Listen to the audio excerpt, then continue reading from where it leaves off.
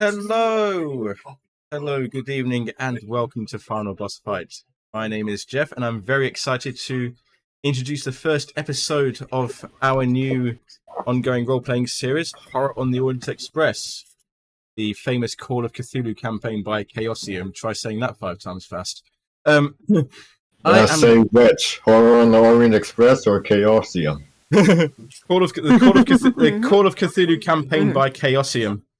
Call of Cthulhu campaign, right? It's going well. I am joined by a band of brave, some may say foolhardy, some may say both, investigators.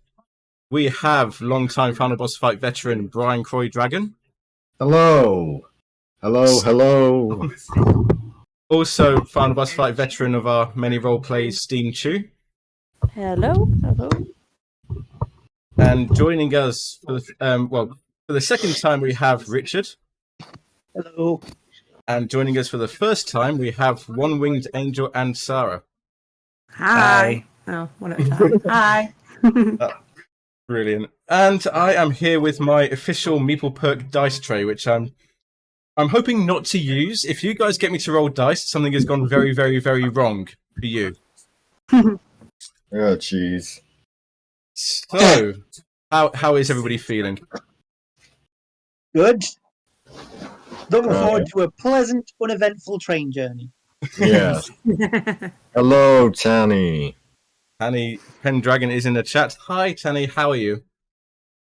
So, if everybody is ready, we shall begin. Yeah. Yep. Mm-hmm. Had I known then what I know now, I might never have accepted that invitation on that 1st of January 1923. But now, at the end of my life, I feel I must write down the events that happened that fateful year. It all began on New Year's Day 1923 in the great city of London. The world is still recovering from the wounds of the Great War. It's not the First World War, it's the Great War. They don't know there's a Second World War. The world was recovering from the wounds of the Great War, and in the city of London, the inhabitants were celebrating the new year and looking forward to the future with a sense of hope and optimism.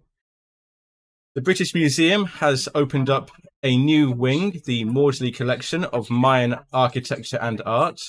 Move it to a map. And this exhibition has drawn in many different types of people.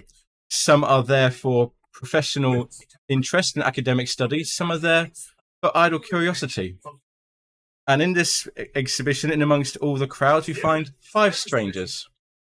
And at this point, I would like you all to introduce your characters and what they are at the museum for, why they're at the museum looking at this collection of Mayan artifacts. I have a picture of some examples, actually, I can show you.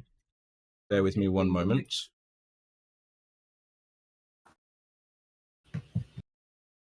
So this is the sort of things that were on display. Some of these are still at the British Museum now, but you have to imagine a full room full of sculpture, statue work like this. Yeah, I think I've seen the top one actually in person. I've been at the British Museum. Let's start with Steam Chu. Steam Chu, who are you playing? I am playing Roland Billot, who is a French butcher. He has sort of partly won, partly other people giving him money for sort of a trip of a lifetime after losing his wife and that. He's very aging. And he stopped off in the museum on this sort of once-in-a-lifetime trip around the world and to London, just to sort of check out to see what, one of the many sights of London. Sarah, go to you next. So I'm playing Nancy Sutherland, who is a governess, has travelled a little bit, but is originally from Yorkshire. She is here because she is absolutely fascinated by these exhibits. She is interested in history and science, and she's there to go and have a look at this new exhibition. Thank you. One-Winged Angel. So I am playing Maya Have That. She is a Spanish burglar. Kind of just in it for the thrills. And she is there just to kind of take a look at, just basically scooping the place out a bit. Richard? Yes, I'm playing Major Sebastian Mercy, a British soldier, normally based in Egypt. Sort of an expert on Egypt and the Middle East in terms of like politics and diplomacy, but has an avid interest in history. And while he was in London, he thought he would check out the British Museum. And Brian? I'm playing as Edward Beatty, a Canadian, formerly a soldier in the Allied intervention of the Russian Civil War. Later on, he served as a member of the Howard Carter's expedition to find Tutankhamun. So he's got an interest in ancient history and all that. Thank you. Also at the Moors exhibition is Professor Julius Smith, known to all of you, some of you personally, known to some of you by reputation. And just to remind you, Professor Julius Arthur Smith, PhD, is 59, a heavy-set Englishman, a scholar who now devotes himself entirely to research. He is famed for his whiskers and great curling moustaches that give him the air of a friendly walrus. If you were to think of General Melchett from the great historical drama Blackadder Goes Forth, you would be along the right lines, I think. I'm sorry, which character did you say? General Melchett. Melchett? Pretty much. Pretty much. His disgusting preferences in Tabascos, especially his favourite, the foul obsidian-hued Balcom Sobranier, his erudite after-dinner stories, and his hearty laugh are trademarks. Dr. Smith has lived and travelled extensively on the continent. His specialities are European languages and archaeology. His literature degree was conferred by the University of Vienna. The professor maintains a townhouse in St. John's Wood where he resides when in London. At present, it is undergoing renovation to enlarge his library. When in London, Smith spends most of his time lecturing at the University of London or reading at the British Museum Library. He is a member at the Oriental Club but does not get there as often as he would like. His country home is an estate not far from Cambridge. Margaret, his wife, died in 1919. These days, his manservant Beddoes, who is at once friend, assistant and confidant, is his only companion. And I have a picture of Professor Smith as well, to give you an idea. So is his assistant anything like Darling? There we are. This is Professor Smith. Mm-hmm. Mm-hmm. And when he appears, this is Beddoes.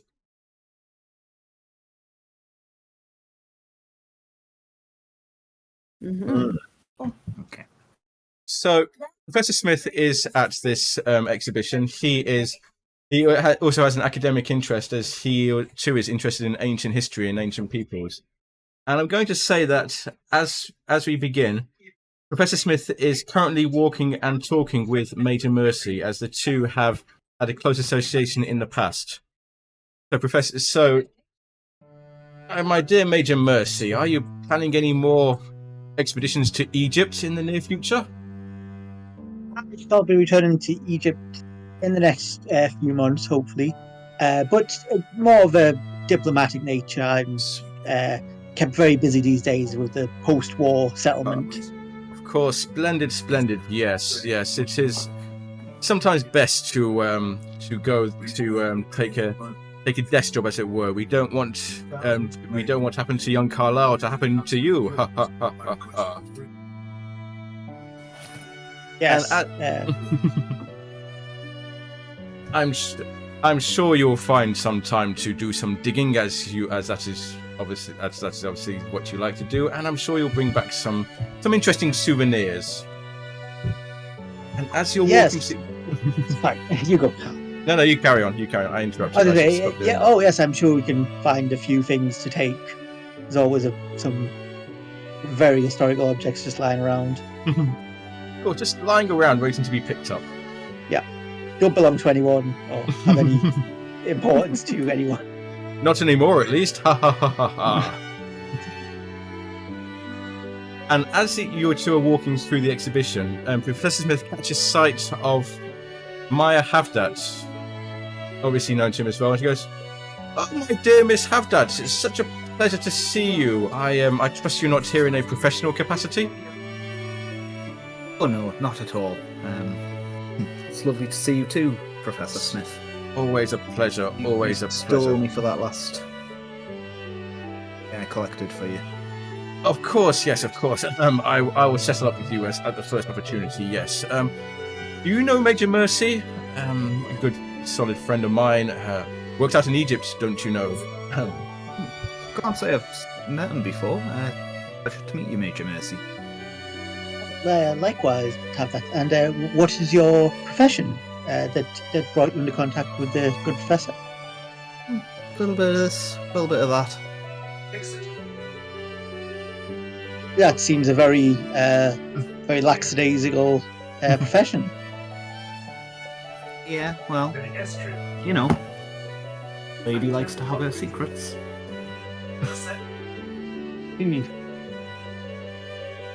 I'm scowling at this point. And Professor Smith kind of interjects himself quickly. Yes, of course, splendid. Miss Havdat, I haven't seen your friend around, but if I do see him, would you like me to pass on a message? Which friend would this be? Your friend from Scotland Yard. Oh, just tell him you haven't seen me. Of course, I quite understand. It is. Keep it as a surprise for him. I understand perfectly. And he thumbs his nose at you, which I understand perfectly. Well, you must excuse me. There is somebody I simply must say hello to, and he turns around and waddles off with his stick clacking on the ground, leaving you two alone in presumably an awkward silence. Are you a member of law enforcement, Mr. Hampton, if you're familiar with Scotland Yard?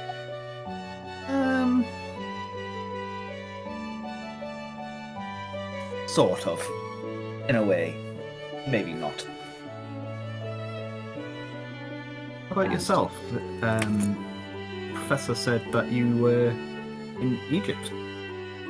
Yes, I was stationed there in the in the army. Yes. Did you see much combat while you were there, or? A little. That front, the Eastern Front, was not as active as the Western Front, but things happening. He sort of almost moves his arm a little bit because he's got one arm that's very weak, and he sort of unconsciously sort of moves it a little bit as you mention combat. I see. Well, it's good to see you got out in one piece. More or less. And Professor Smith, the person Professor Smith has seen is you, Edward Beatty. He comes to you and he says, excuse me, sir, you wouldn't happen to be Edward Beatty by any chance, would you? Valley of the Kings? Yes, sir, that is me. My dear chap, it is such a pleasure to meet you. And he grabs your hand and pumps it up and down furiously to the point where you think it's going to come off. My dear chap, I've followed with great interest your work. Your article on the discovery of Tutankhamun was an absolute pleasure to read. It almost felt like I was there. Are you planning any more expeditions, or are you sitting back and enjoying the fruits of your labours? I'm looking to take a short rest after a rather nightmarish fever dream I had down in the valley. Of course, yes. Yes, you didn't seem to me to be the sort of person to subscribe to these superstitious notions of a curse. But if you do decide to head back out into the field, as it were, my friend over there, pointing to Major Mercy, He is also a great an avid explorer of Egypt. I think the two of you would make a perfect team. Oh, really? I'll go speak to him then. Of course. And he moves away from you and satisfied look. Are you going over there now or? Yes. Okay. Major Mercy, may I have that? You see a man approaching you. This is Edward Beatty. Major Mercy, I presume. Yes, of course. I don't believe we've met before. Edward Beatty, I was on Howard Carter's expedition for the search of Tutankhamun. Oh, really? We very nearly could have crossed paths then. I wonder if we have, been very close to each other. I've spent a lot of time in Egypt. It's possible we might have, sir. Tell me, which expeditions were you a part of? Oh, I'm very much an amateur enthusiast. I'm kept very busy with my work. I occasionally get to go out to see some things, but nothing. If you were on that expedition, you're clearly an expert far greater than I. I gradually became such as I was there in Egypt, though I must admit, after a fever that resulted in a nightmarish dream of a mummy walking through the Valley of the Kings, I must admit I had to take a quick leave lest any more nightmares occur because of my fever. Yes, well, there can be a lot of diseases that can be picked up in the area. People can get very ill, so yes, a fever is not uncommon. I'll introduce Miss Havdat, just because I think that would be the polite thing to do. Mr. Beatty, this is Miss Havdat, a woman of undetermined profession. Good day, Miss Havdat. How are you? I'm okay. How are you? I am very good, thanks. I heard you mention a fever dream before. I hope you're recovering. Yes, I've recovered since leaving Egypt. I just hope the next time I'm in Egypt I don't have such a dream.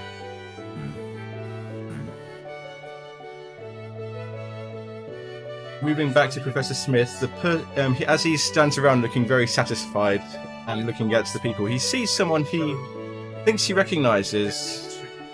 Looks again, and he goes over to you, Roland Billiot. He says, in heavily accented French, so you have to imagine this one. Roland, Monsieur Billiot, is it really you? Again, I cannot do a French accent, so that's fine. Don't... So I'm just going to say that I won't do it. But again, you got to do the French accent. Professor Smith. Oh my dear chap, how wonderful to see you again. Grabs your hand and shakes it up and down. Yes, well, I guess they're about similar size, aren't they? Because I think so, yeah. I think so. It's going to be. Yes, my friend. I see that your moustache hasn't grown any bigger. Oh, yeah. I do take care of the moustache, as you know, yes. Yes. It is such a surprise to see you here. I never expected to see you. Tell me, what are you doing in London?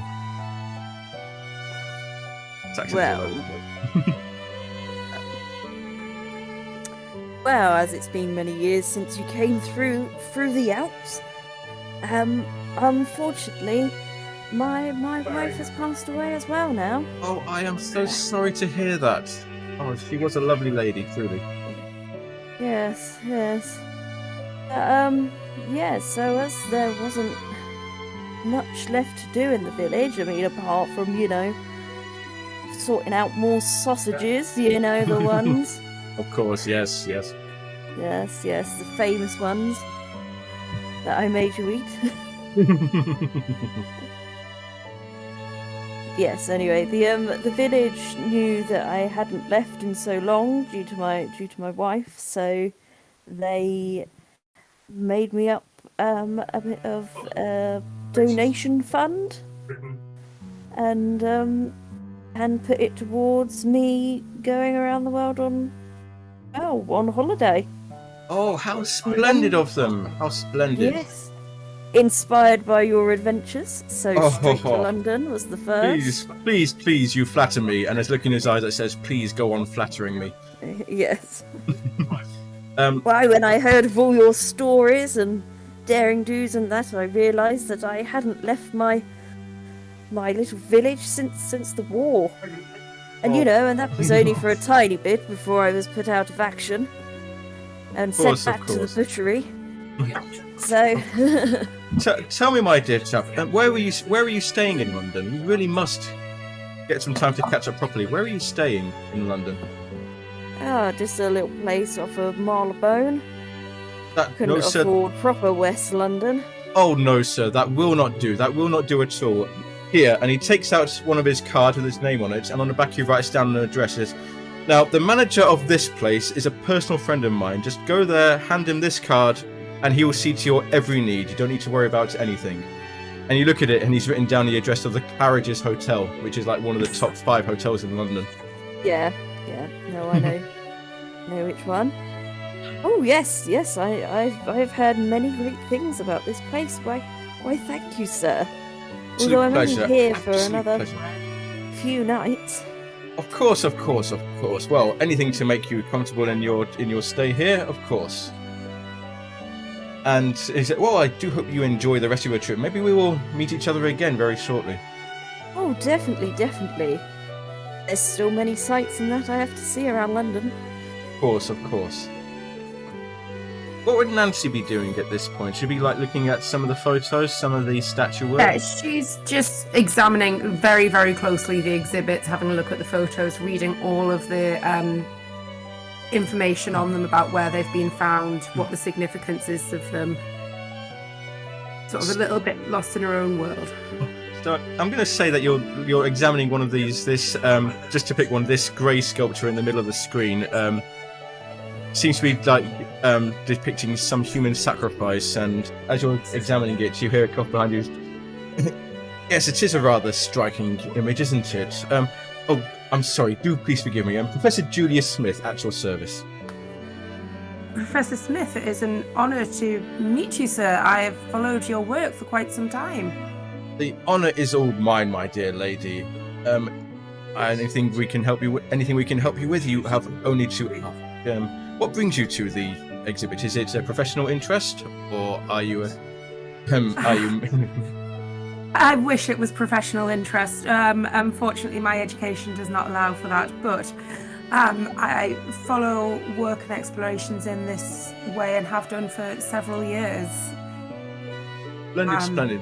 Maybe one day we will read of your name among those names such as Edward Beatty or Lord Carnarvon or any of those other famous explorers. It is a dream of mine, sir, yes. In fact, Edward Beatty is at this exhibition. He is over there, and he points to where the little group of Edward Beatty, Major Mercy, and Maya Havdat are. I can introduce you if you wish. That would be too kind of you, sir, to meet both of you in one day. Of course. And as he introduces you, he kind of the 5 of you now, and Roland has joined the group as well because seeing the great Professor Smith and seeing all these other famous people. And it's this group is gathered together now with Professor Smith at the centre, and he introduces you all to each other. Yes, this is Miss Havdat, this is Miss Sutherland. I meant to ask, are you any relative of a Betty Sutherland, who I once knew? Quite possibly. My cousin is of that name. Oh, splendid. I thought the name sounded familiar, which is absolute. I'm sure to please do be sure to pass on my regards to her. I will do, yes. Major Mercy here is also an expert Egyptologist. Isn't that right, Major? Oh, hardly an expert, but as I was explaining to Mr. Beatty, an enthusiastic amateur. Oh, the line between the two is sometimes very, very blurred, believe me. And Have you had...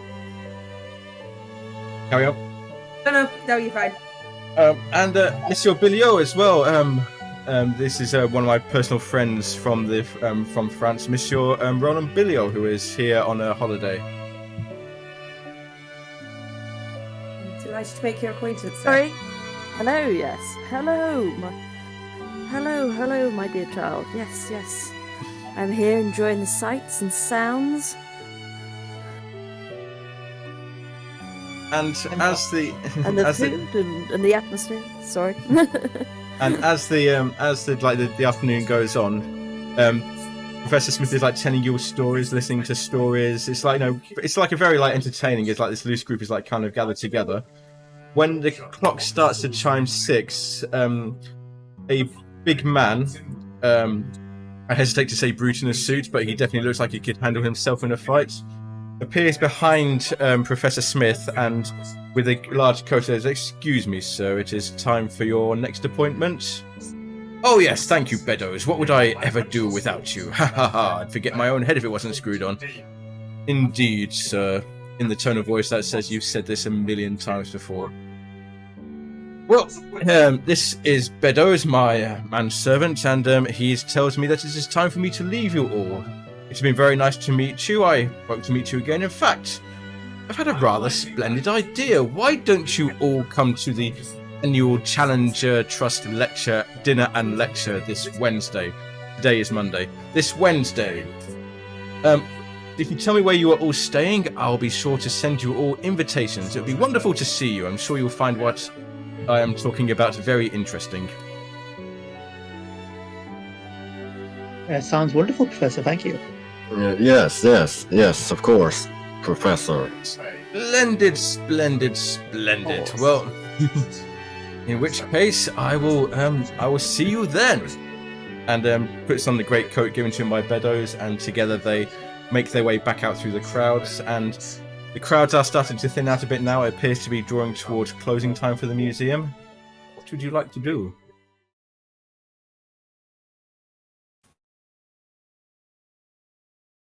Well, I'm very happy to leave at closing time because I'm a polite English gentleman. And but I don't know. I mean, I'm still curious about this Maya have that woman. I don't. I didn't like her evasion as I saw it. To question. For now, we can say that you all make your way back to your hotels. Roland, you make your way to the Claridge's, and just as Professor Smith said, once they see the card with his name on it, they are all very happy to see to your every need. Anybody else staying at the Claridge's want to stay at the Claridge's? Sure. Edward Beatty is there as well, so there's a familiar face.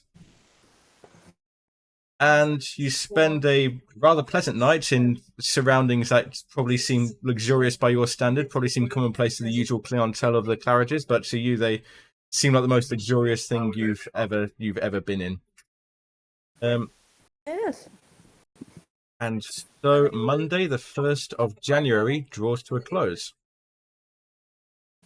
Tuesday, the 2nd of January dawns, and those of you who read the papers see a headline, the mark keeps sliding. $1 equals 7,260 German marks. The recession in Germany is in full swing.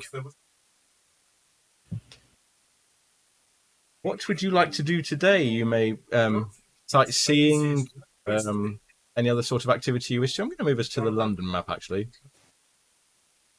There we are. What would you like to do today? The day is yours to do with as you see fit. I think I would go maybe like the Foreign Office just to check in with my sort of superiors back in London Mm-hmm. and get any instructions on what they want me to do when I return to Egypt. Okay, so I can move you. I'd say these are mainly for reference. I can move you down to here, around this area. Yep.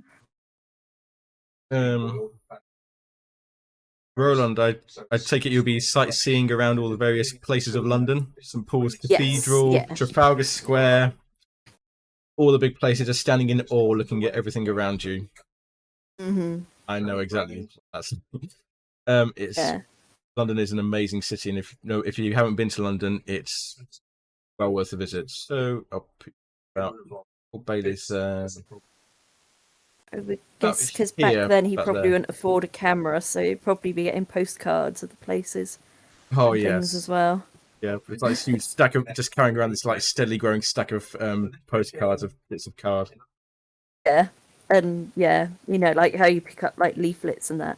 I don't know how it would have worked back in 1920s, but like I say, because I know that cameras and obviously images wouldn't be readily available. There'd be places to buy There'd be places to buy postcards, Yeah, there'd souvenir be photos, all those sort of things. Yeah, and things like that, but not like your own personal ones that you could do. So I would guess you'd be getting a stack of them. Oh yeah. Edward Beatty, I would say that as you are a noted archaeologist, you have a membership at the British Museum Reading Room, which you can use to study. Do you wish to do some studying now, or do you wish to do some sightseeing? Yes, I'll do some studying. Okay. I've got a picture of the British Library Reading Room as well, actually. This is the reading room at the British Library. They will not let anybody in unless they have a membership or have a sponsorship from a member. And sometimes it takes days or even weeks to be able to set foot inside. It's just like a sea of desks, a sea of books, bookshelves all around the area. Above you, the dome rises. Around you, like students and other professors are in the room doing their own studying. And all you can really hear is just like scritch, scratch of people taking notes everywhere.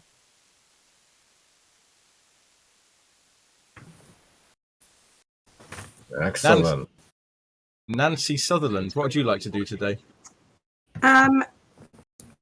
It'll be sightseeing, but of a cultural variety. So maybe the National Portrait Gallery, or You'd be quite close to. National Portrait Gallery is near Trafalgar Square as well, so you'd be quite close to Roland.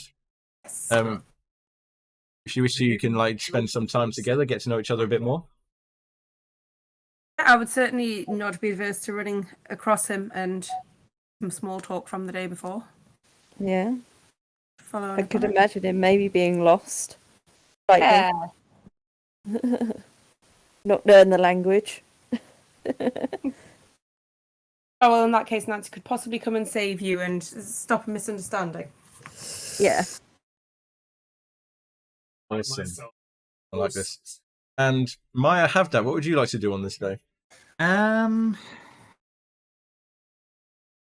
assume she would just be kind of wandering around, probably sightseeing as well. Anywhere in particular? Tower of Londonish.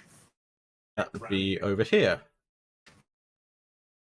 That's funny. So everybody seeing the crown jewels for a purely academic interest, of course. Yes. And so the January the 2nd passes. Pleasant day for everybody. And when you return to your hotels in the evening, the concierge at the hotels hands you an envelope with a little like gold trim on it, and inside there is an printed on expensive paper. You are cordially invited to the Challenger Trust annual dinner and lecture to be held at the Imperial Institute. It's number 1 on the map over here.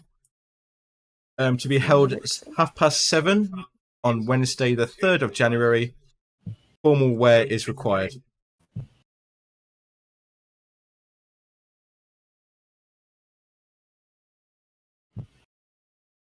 Mm-hmm. How formal are we talking? Are we talking suit and tie or suit and bow tie? Suit and bow tie, I'm going to say. Yeah. It's the most formal thing you've ever seen, I'd imagine. don't think what 1920s high London society would have considered formal wear. It'll be extravagant.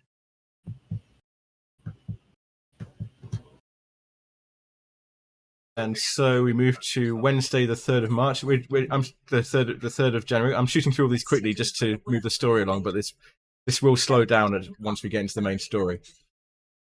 Wednesday, the 3rd of March dawns, and as I've said, the lecture will be held at the Imperial Institute, which is number 1 on the map, at 7:30. But before that, the rest of the day is yours to do with as you wish. Well, actually, I live in London, like normally in Egypt, but my family home is in London, and I have a typical day with my wife, which is we do not talk to each other at all, apart from very polite acknowledgements every so often, and I will read various newspapers until 7:30. Okay, where would you read those? At a club or? Oh yes, at a club, the Reform Club. That's a club I know. I was going to say the Oriental Club because the Oriental Club is actually right there on the map. Well, that I'm sure that's just as good as the Reform Club. Yeah, and that would work as well because Professor Smith is also a member of the Oriental Club, so again deepens your association. Sorry for enough you. 7 o'clock comes around. Unless anybody else wishes to spend the day doing anything in particular. Nancy will have to spend the day trying to find something that is suitable formal wear, but on a budget. Of course. Probably likewise, to be honest. Well, yeah, I'd probably need to find a bow tie. I know that I got a suit packed. Very well. That's why I was like, bow tie or tie? Is Edward doing last minute shopping as well? Yes. Trying to get your best bibs and tuckers out, tops and tails for this for the lecture. And you do find things which you think will be suitable. And 7 o'clock rolls around, and they move you all to the Imperial Institute for the Challenger Trust annual dinner and lecture. And where did I put mine? And I've done well. I've got pictures of everything. So it is a grand occasion. Portraits of old masters stare down at you from oak-paneled walls around you. There are hundreds of people, all like dressed up in their best suits, bow ties, best formal wear, medals as appropriate, swords as appropriate. Cigars are being puffed everywhere. Nobody cares about smoking at this point. In fact, I think smoking is good for you at this time of the 20th century. So cigars and cigarettes are handed out with abandon. There are a few women there, but not many. Some of you do draw attention due to not being as formal as everybody else, but you do have your invitations. You have every right to be here, and you do find a table where the five of you can sit together. Actually, I should leave this one up because. And the food is amazing. It is the best food that money can buy. That you got the sublimest cream soup, pheasant, roast beef, just tender enough so that it melts in your mouth. The finest of liqueurs. Again, cigars being puffed away. And eventually, at around 9:30, some of the tables are cleared to the side, and a slide projector is set up, and a screen is hung from one of the walls. And one of the attending staff comes up and announces, "It is my pleasure to present this year's speaker at the Challenger Trust annual dinner and lecture, Professor Julius Arthur Smith," and leads you all in a round of applause. Professor Smith appears, again, in his best formal wear, but just the same sort of twinkle in his eyes you saw before. He goes, "Yes, my friends, it is a pleasure to be here. Some of you I know but very well. Some of you are new acquaintances. In fact, you, sir." And he picks on seemingly a random person, just sitting towards the front. You, sir, it's my pleasure to make your acquaintance too. I trust you had a good train journey down from Reading. And this man sputters, goes, well, yes, of course, but how did you... And I trust your good lady wife is doing well as well, and two children. I trust they're all doing well. And this guy just starts sputtering, how could Professor know all this about him? And the Professor carries on for a few minutes, saying more and more details about the man which he couldn't possibly know, until finally the man stands up and says, "Excuse me, sir, I will not stand for this. I did not come here to be made a fool of." The Professor says, "Calm yourself, sir, calm yourself. This is merely a demonstration." And he turns to the rest of the audience and says, "What you have just seen is an example of the cold read, made famous by Sir Arthur Conan Doyle's fictional detective Sherlock Holmes.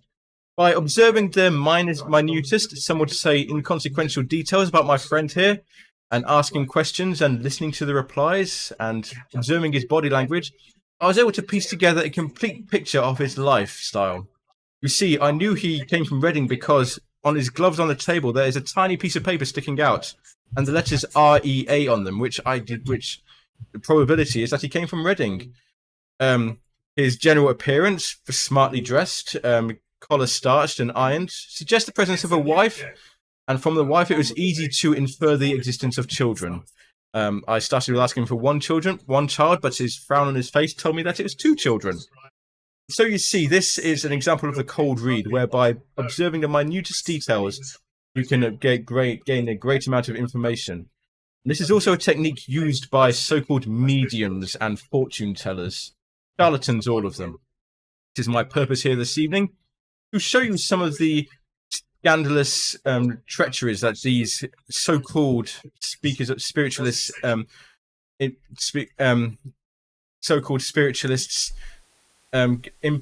give to their unsuspecting clients.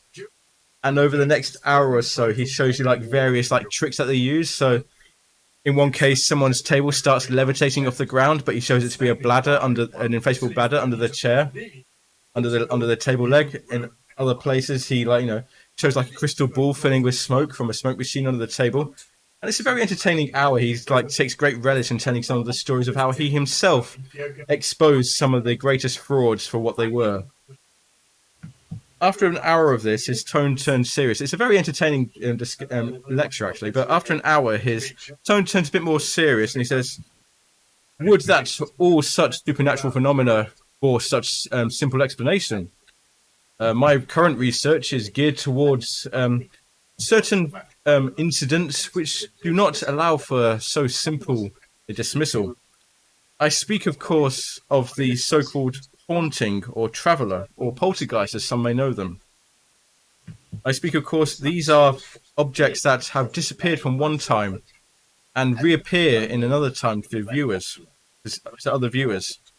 And he starts to show the slides on the screen, and the slides he shows on the screen are a Dutch steamer that disappeared, was recorded as having disappeared from a canal in Amsterdam, but then he shows it appearing in another place, and you can see through it as well. It's transparent, you can see through it, and he shows other angles of it as well, and you can see the cameraman through the picture. You can even see the water rippling in the canal. He shows you slides of a Norwegian woman, again, someone who left her flat one day and was never seen again. Only to these certain people who were able to photograph her. And again, it's this woman, continually walking down steps, but transparent. Another slide he shows you is of a train locomotive. This was a train that travelled from London to Liverpool, but disappeared about 60 miles northwest near Northamptonshire. It's a highly mysterious incident, made the papers at the time. The front 2 carriages and the engine simply disappeared, leaving the remaining 8 carriages to derail with severe injury and some loss of life.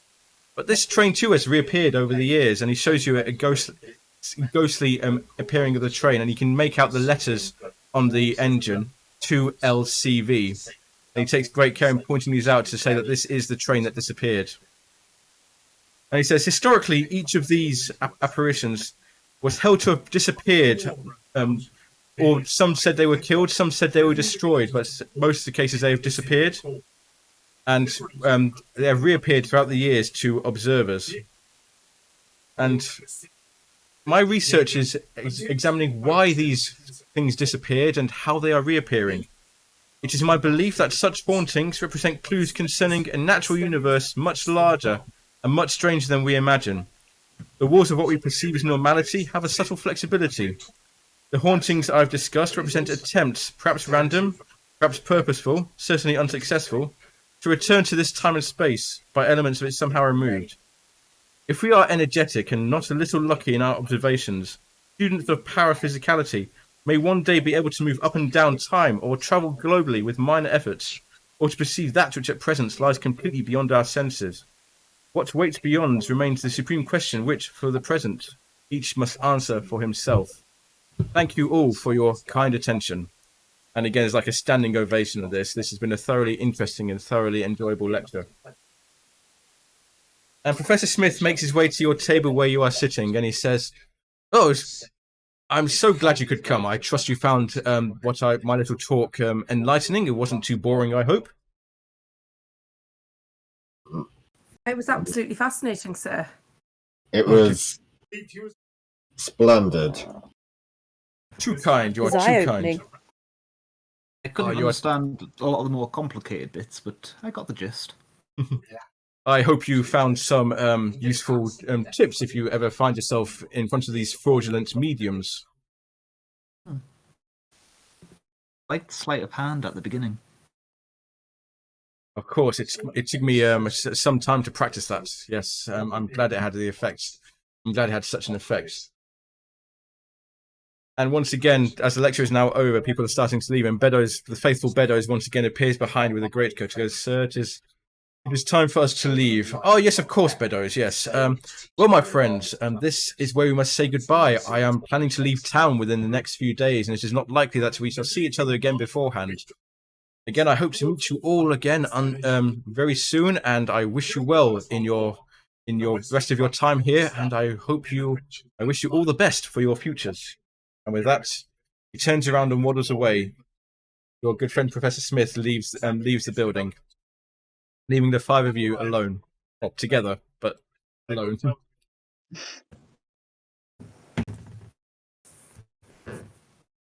A very odd lecture, a bit fanciful towards the end. Yes. I'm interested in how he intends to prove this. I believe that nothing can't be explained with science, so I look forward to him to showing some science, even if it is beyond me. Proves his theory.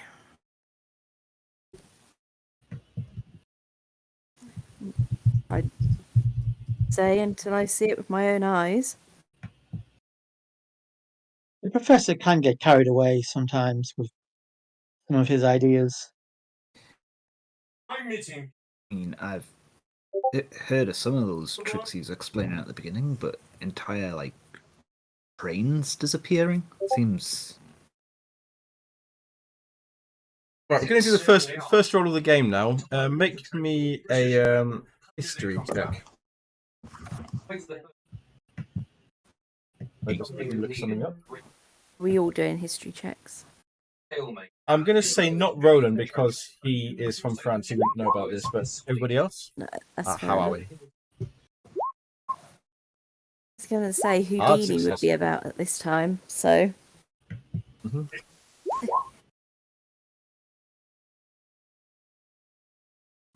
So, let's see. Edward Beatty and Major Mercy. You may put a check mark next to the history in your character sheets. Is this for? Do you have a roll from Nancy? I had. Has it? No, that was my one before, wasn't it? Yeah. It wasn't. Oh, sorry, you did. Yes, sorry. So, Nancy, you may also put a check mark next to your history skill on your sheet. So you all recall reading It would be about 1917-ish. I think some reading of a strange incident. Or it should be 1907, not 1917. I think that still works or something. Something about an incident of a man named Albert Alexis, who disappeared suddenly, and witnesses claim to have seen a train around the area at the time, a ghostly train. A lot of them were dismissed as like cranks or fanatics, but it does seem to match what the professor said. It's like one of those like gossip column like fantastical stories in the paper at the time. The mystery was never solved. You do get these rumoured events popping up from time to time in the less reputable press, but it's hard to take it seriously. I believe I remember reading of such a thing, but I didn't believe it. It seemed too far-fetched.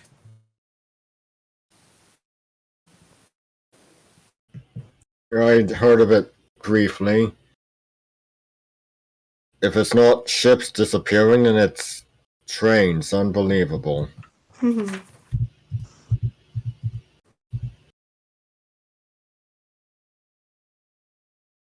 So again, sorry. I was say maybe the professor should spend his time on his more reputable interests.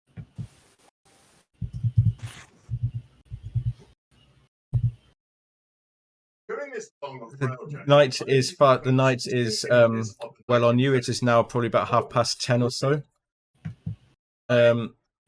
Unless anybody wishes to do anything for the next couple of days, I'm going to skip forward a couple of days. That's okay. Mm-hmm. Certainly. So 4th of January, that Friday the 5th of January passes, again sightseeing, reading at the library. On the 6th of January, which is a Saturday, those of you who read the paper find a curious headline in it. Would somebody please care to read this out for me?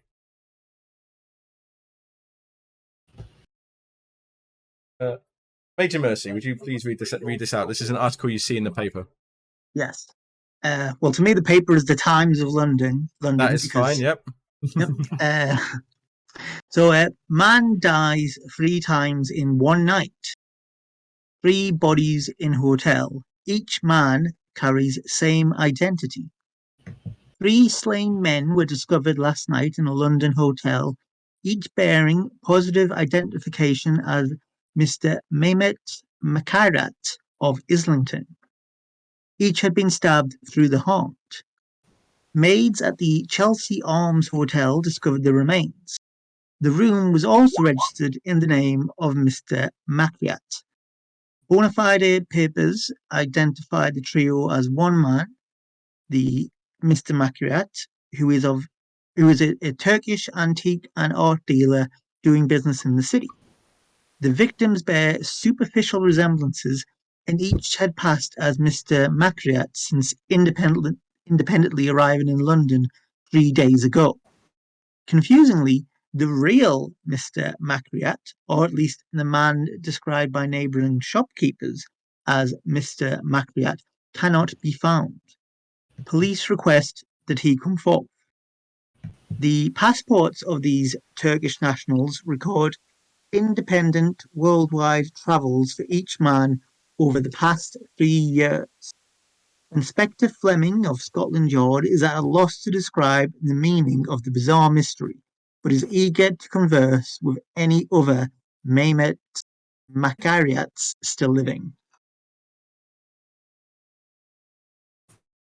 Thank you. And each of you would see this in the paper, whatever paper you're reading, you'd see some form of this story.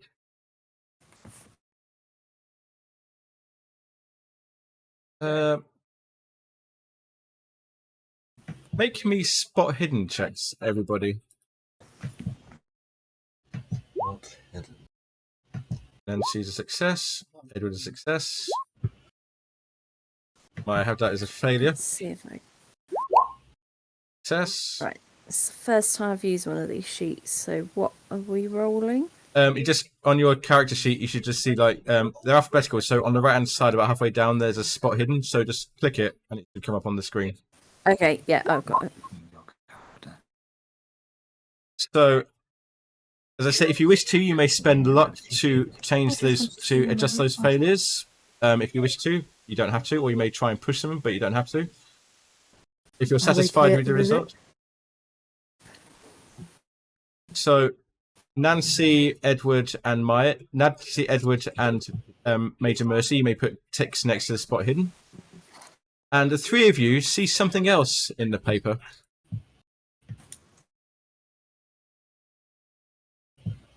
Three of you see this article in the paper. Nancy, would you like to read this one out? Professor's home burns, fears for his safety.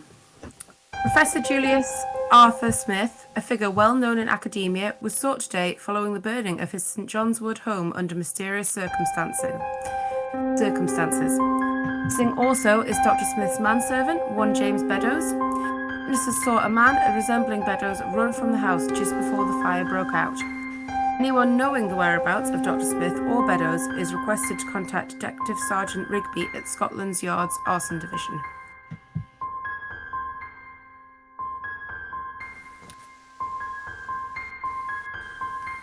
Oh.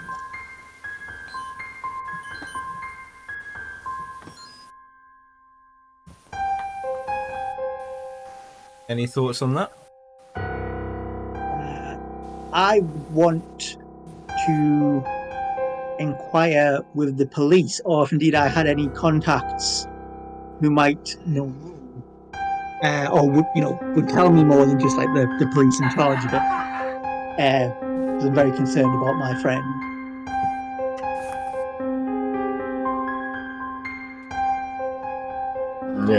Yes. Much the same. I would like to look into this.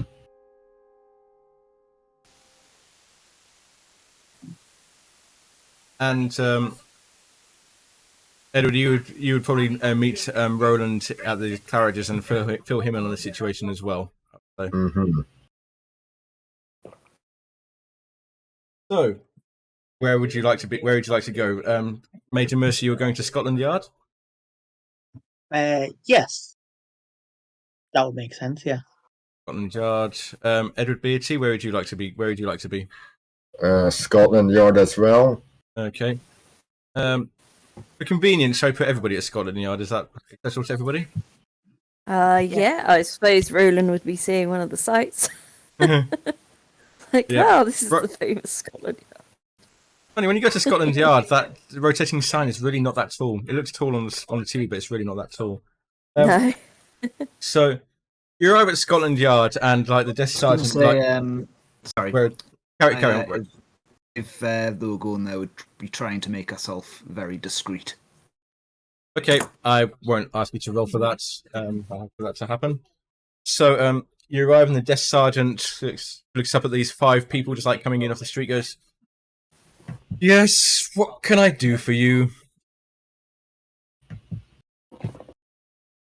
To attention, good fellow. You are representing Metropolitan Police.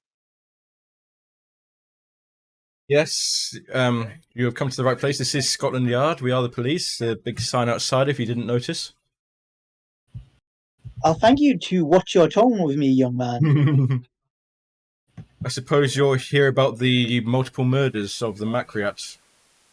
Everybody else has been this morning. I care not what happens to travellers to England from foreign shores, but a great man is in peril, and I was hoping I could get some more information on this. Professor Julius Smith? Oh, the St. John's Wood house burning. The papers have all the public information. I don't see how I can give you anything more than that. I'm a close personal friend of the professor, and would appreciate anything you could tell me, or perhaps I could speak to the officer in charge of the investigation. He sighs and gets up from his desk and goes, "Wait here one moment, sir." And he goes back, and out comes someone. Obviously, the sergeant. I believe it's Sergeant Rigby who is in charge. Detective Sergeant Rigby appears. Goes, "Yes, he's obviously been very busy. Not very happy to have been disturbed. Yes, what do you want, sir?" I am Major Sebastian Mercy. These are my colleagues, all friends of Professor Smith, who I believe his disappearance and fire you are investigating. So if you wish for information, you can wait until the papers have it, like everybody else. I suppose I could write to the Commissioner of the Metropolitan Police, an old friend of mine from Oxford University, and ask them directly, and I'm sure they would wonder why their time was being wasted when the officer in charge refused to discuss matters with me. Make me, and I'll leave this up to you, either persuade or intimidate, your choice. Because you are making a reasoned argument, you're also trying to intimidate him, so choose one. Persuade or intimidate. Neither very good. We'll go with persuade, because I think I'm a more persuadey person. Want to change that? Oh, I'll spend. Do I need to spend 2 or 3 for that? 2 luck points. If you match it, you succeed. Okay. Yes, I will spend 2. That doesn't mean you don't get a tick for that though. Yes, because I've cheated. And when you mention the Foreign Office and writing to his superiors, you don't need to roll for it. You just need to reduce. No, I know. I was trying to change it. If you do it from your character token. Oh, I can do it from there. Yeah, that's the one. That's the number. Yeah, I didn't explain this before. So you can edit these values. The one in the middle is your hit points. The one on the right is your sanity. The one on the left is your luck. Okay, thank you. And that then goes through to your character sheet. And at the mention of the Foreign Office and superiors, his his eyes kind of widen. He obviously doesn't want to goes. Very well, sir. What I'll tell you what I know. And what's your questions, sir? Well, do you know the whereabouts of the professor? We don't, sir. We are actively seeking him and his manservant Beddoes. We have no leads. As I said, I would ask if you do come in across any information yourself that you please let us know. But we are as in the dark as you are, sir. And is the fire being treated as suspicious? It is difficult to say, sir. The actions of the butler Beddoes are certainly worthy of further investigation. But at this moment, we are treating this as a suspicious fire. Yes.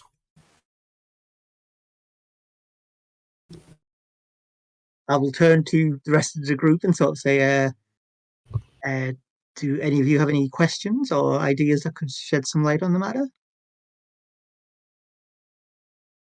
None that I can think of. Unfortunately, Right. I'm not a detective. I would say, Major Mercy, as well, just to give you a slight hint, you do know the professor's address. You know that address very well. Is that in London or is it outside of London? It's in London. It's St John's Wood, so it's just like as you're coming out of mainline London, but it's still within reach. Like say about an hour's journey away. No, it's an hour's journey away. Half an hour's journey away. What am I talking about? It may be worth us travelling to the professor's house ourselves. I have been there before. Obviously, cannot stop you, sir. Just that we have investigated the place thoroughly and not found anything, but I see no harm in you yourself going, as long as you do not interfere with any ongoing investigation. Were there any particular relics or anything of interest destroyed in the fire? The entire place was burnt to the ground, I'm afraid, miss. If there are any intact items there, we certainly haven't found them under all the ash and soot.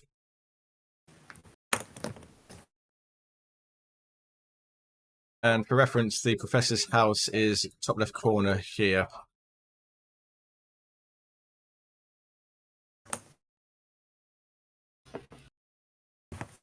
Well, unless any of my colleagues have anything else to ask, I think we should journey to the professor's house if you all are interested in finding the professor and finding out what's happened. Oh, he still owes me money, so yes.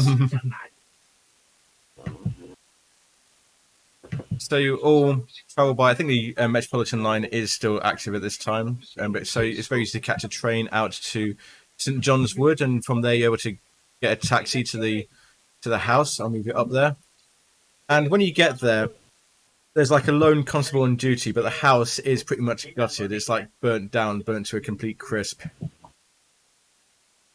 The constable is looking very bored, not nothing interesting happening now. All the interesting stuff has already happened. And he looks up as you approach. Tries to smarten himself up quickly. Yes, sir. What can I do for you? Are you more sightseers? Come to see the professor's house? You are allowing sightseers to look at the house. Oh, so it's difficult to stop them.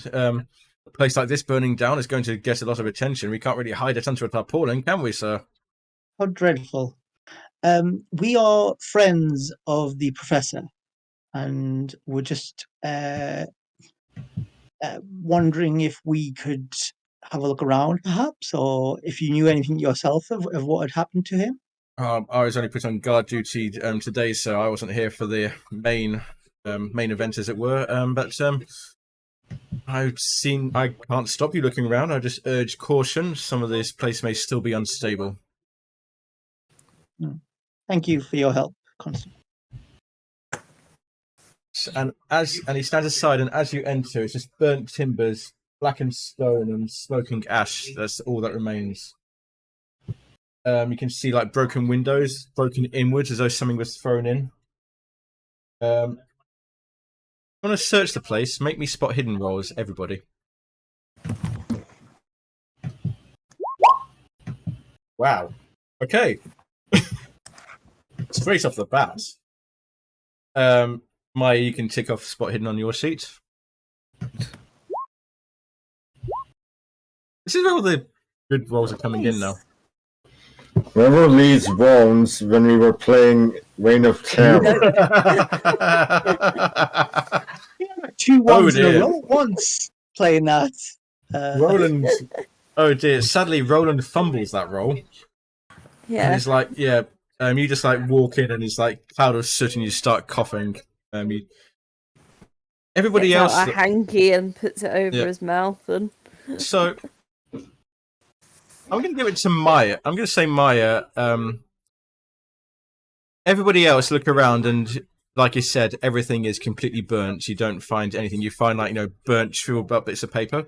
Since Maya was the first one to get the extreme success, Maya, where are you looking exactly? I would probably be just kind of like looking for. I mean, there's no kind of remains of furniture or anything, is there? I suppose. No, the furniture is all destroyed, and the carpet is destroyed. You can see like the floorboards underneath, blackened. In that case, I'd be kind of just looking through the soot and the ashes and all that. As you do so, you find a loose floorboard. Okay. I'm gonna try and lift it up. It's easy to lift up. There's no particular force behind it, and the fire has weakened the wood. And inside, you find a book, a rather dusty old book. On the front is written in gold writing, Diary 1893. Okay. Don't know if this is going to be of any use to it, but I'll point it out to everyone else.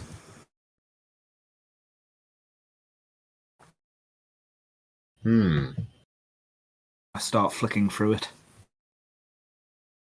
You flick through it, and a lot of it is accounts of Professor's travels, some of his research, some of the couple of the incidents he mentioned at the lecture where he exposed some charlatans.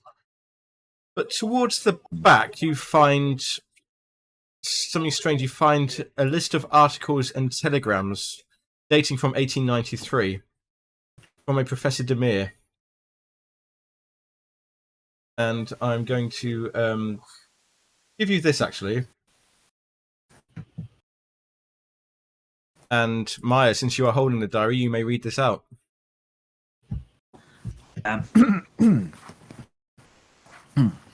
Professor Smith's Diary, 1893 Diary. Professor Smith's 1893 diary recounts his first year as a professor at the City of Guilds and College of the University of London. It includes descriptions of lectures, anecdotes heard at the Oriental Club, and notes from his study in anthropological history and literature and the occult. The bulk of the diary concerns a strange affair involving his friend Professor Demir from Constantinople, a journey taken by some London friends on the Orient Express to solve the matter. Smith's handwriting becomes difficult to read in this part of the diary, as though the events had disturbed him. Telegrams and letters from Professor Demir are tucked into the binding. And this is a lot. This is more than you can possibly hope to read in a few minutes now. This is the sort of thing you'd have to read when you've got time, when you've got a good amount of time. Sit down and read through it. There is nothing else in the house. The rest of the house is a complete ruin. Well, I think this will be some interesting bedtime reading. Now, technically, I believe we should hand that over to the authorities, but quite frankly, I've not been impressed with the people investigating this case, or maybe we hang on to it for the time being. Mm-hmm.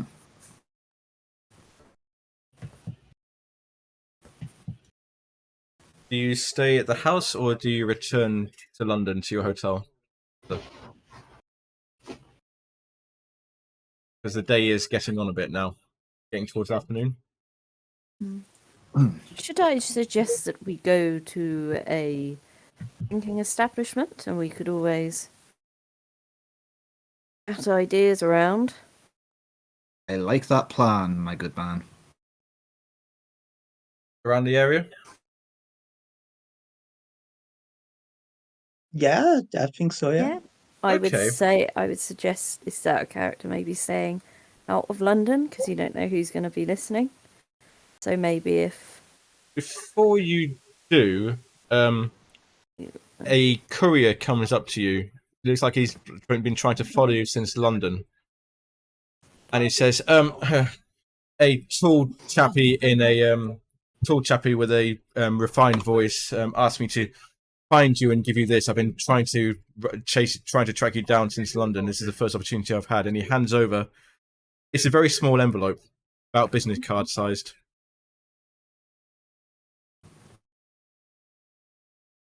Who's taking it? Or who's he giving it to? Whoever wants it, whoever wishes to take it. and is it for anyone particular or just? Actually, I'm going to say it's addressed to the Major.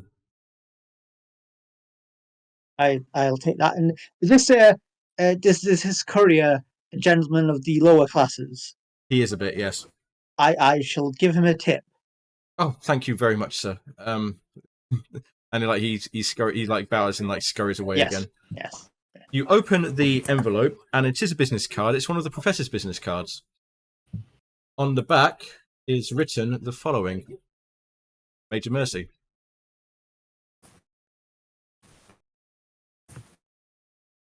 Would you like to read it out? Yes. It says, "Come at once. I haven't long. For God's sake, let no one follow you. J. A. Smith." And on it is an address. Change from the book because of where you are. Address out towards Islington. It's the poorer part of London. No, Camden. Let's say Camden. That's quite nearby. It's supposed to be somewhere else, but I'm happy for it to be Camden. The address is in Camden. It's it to be a rather disreputable part of London. Oh God, Camden. Hmm.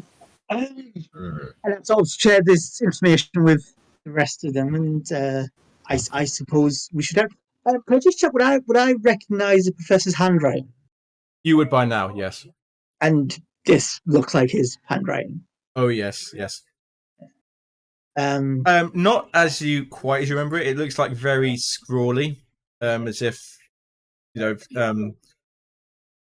like an effort in writing it. hmm. This is what you get when you go to a university outside England, really. Vienna.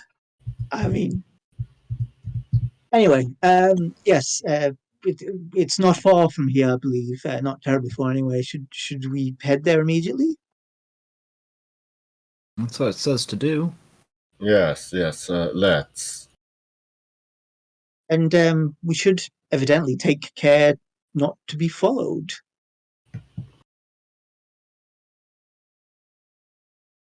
I Hey, mean, we didn't do a very good job. That other fellow followed us. So we'll have to keep our eyes open. Yeah. I was going to say, as we're walking along, Maya's going to have her eye out to see if we are actually being followed by anyone. spot hidden, Maya, please. You look around and you actually take care to look like everywhere where where somebody might be, but you don't see anybody. As far as you can tell, and you think you know this very well, you are not being followed. Right, I'll just kind of quietly update the rest of the group. Well, Camden then. And at Camden, you find the address, and it is a dingy. It's like in a back alley. It's like a dingy sort of like bedsit. Far cry from the Claridge's Hotel or the Imperial Institute. There's you can faintly see light glowing from the windows, but the windows look like they've been boarded up. And the door just like stands in front of you, closed.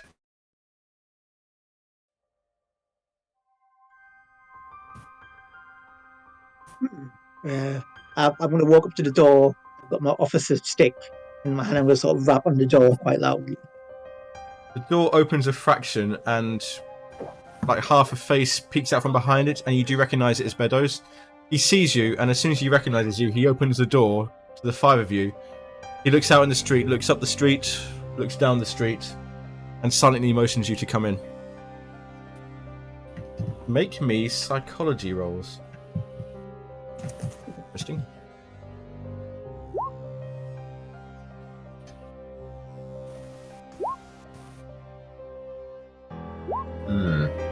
So you're all pay. This is where you all pay for that extreme success you just got on the spot. Yeah, me. It's not rare psychology.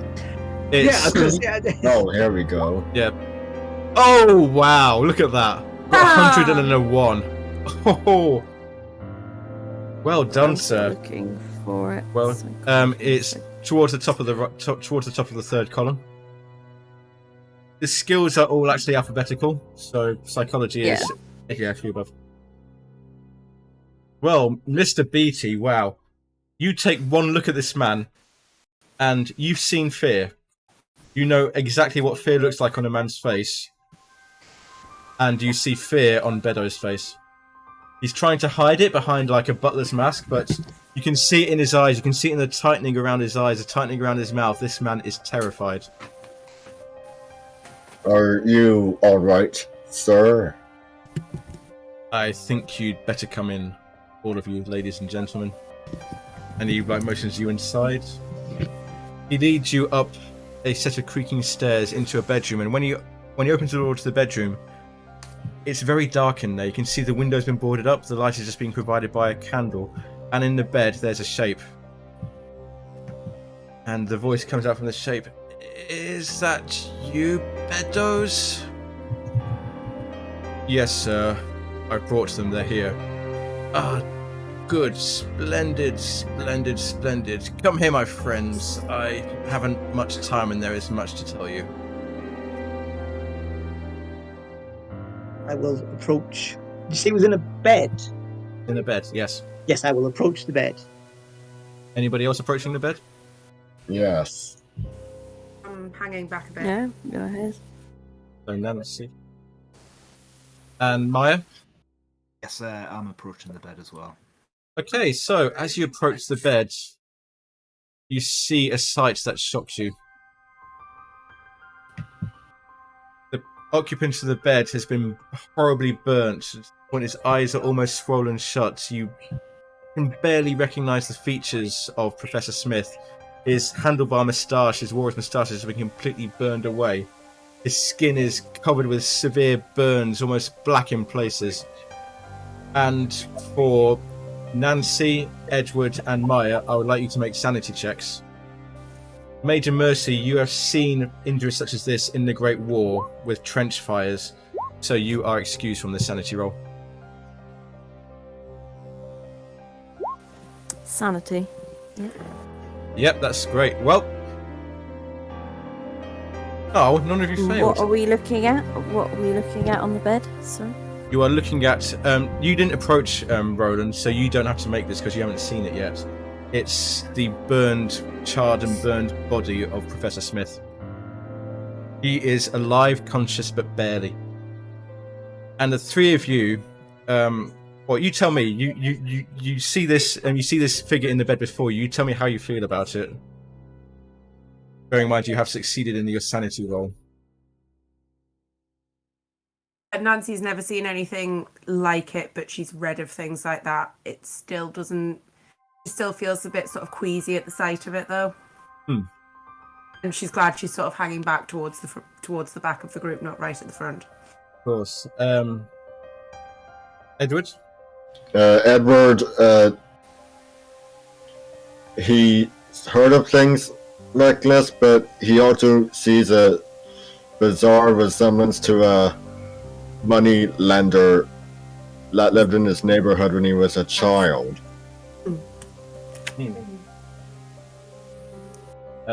Maya? I'd say Maya's kind of seen this before, like when things have not gone right. She's been working occasionally.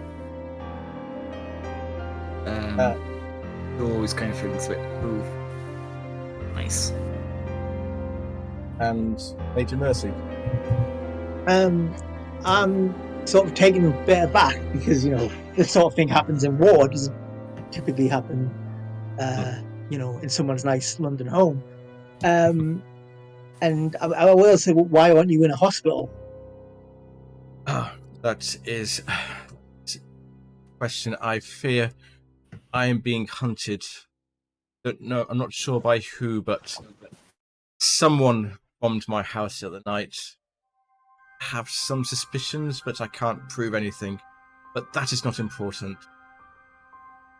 What is important is what I have to tell you now. My work hasn't just been about chasing ghosts and trying to explain disappearing trains and disappearing Norwegian ladies. For the last 20 or so years, I've been on the trail of an artifact of ancient evil and power. It's called the Sedefkar Simulacrum. It's reputed to bring its owner immortality, and I fear if the wrong people get hold of it, it will mean the end of mankind. What's that called again, sorry? The Sedefkar Simulacrum. Don't worry about writing it down, you're going to see it a lot.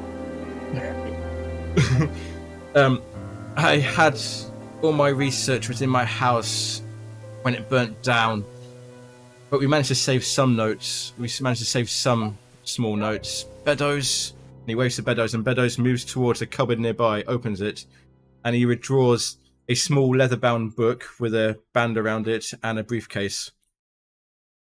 And he opens the briefcase, and Professor says, I was planning to undertake an expedition to find this artifact and destroy it. That is why I was leaving town, but I can no longer do that. I was planning to bring along trusted friends to aid me, and I was hoping that you would agree to do so, but now, as you see, I am unable to make this journey, so I would ask you if you would finish what I started, if you would destroy this thing. And Beddoes turns the briefcase towards you, and you see stack upon stack upon stack of £5 notes. In total, it's £1,000 sterling. This, the professor says, this is all I can offer you. This and the few notes I have are all I can offer you. Will you take on this duty? Will you finish what I started?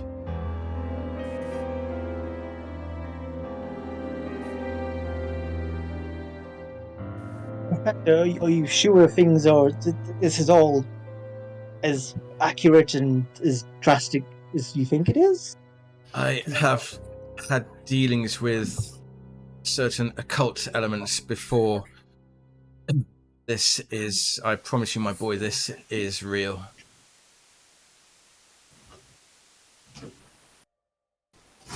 Professor, you never steered me wrong before, and I certainly will take this up for you. Thank you, Major. I knew I could count on you. Yes, this sounds troublesome.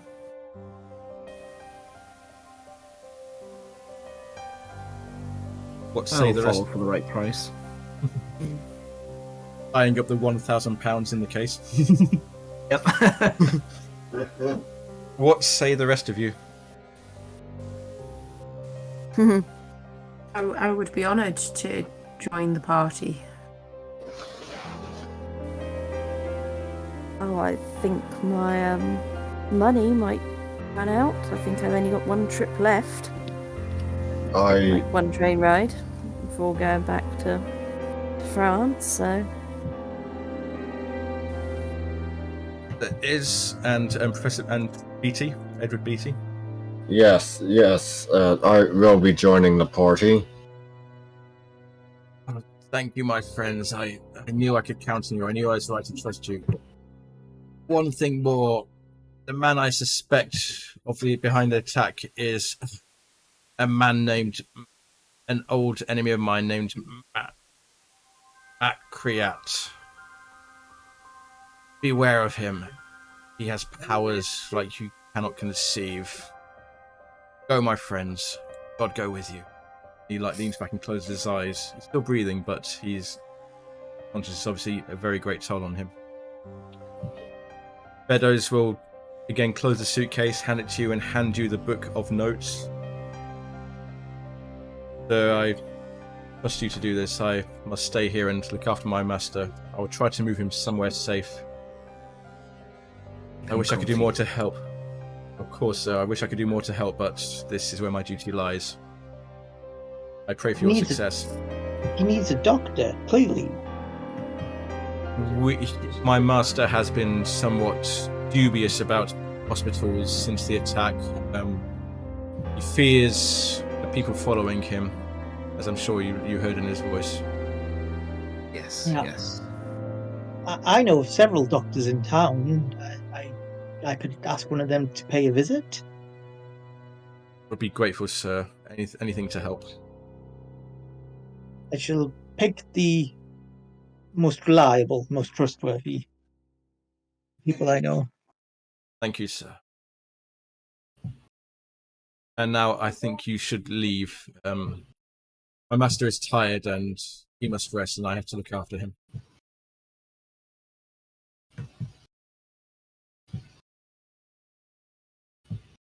Would you Beddoes, like to... can I ask, was there any sign before the attack? Was there anything that led you to believe it would be happening? There was no warning. The first we heard about it was glass shattering and then fire in the study. I was barely able to get him out in time.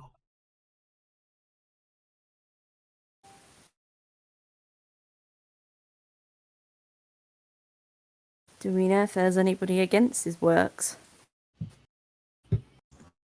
Only the name that he mentioned, MacLeod. I don't know this person myself, but the professor has spoken of him in the past. Yes, he was mentioned in the paper the other day.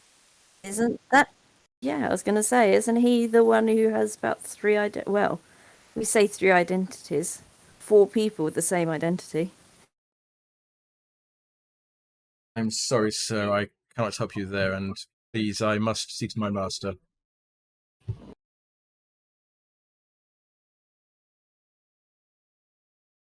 And with that, he starts to usher you firmly back out into the street.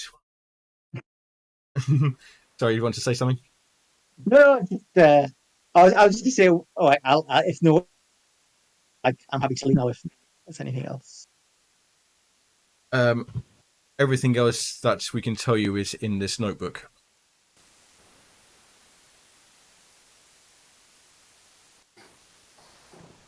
Goodbye, sir.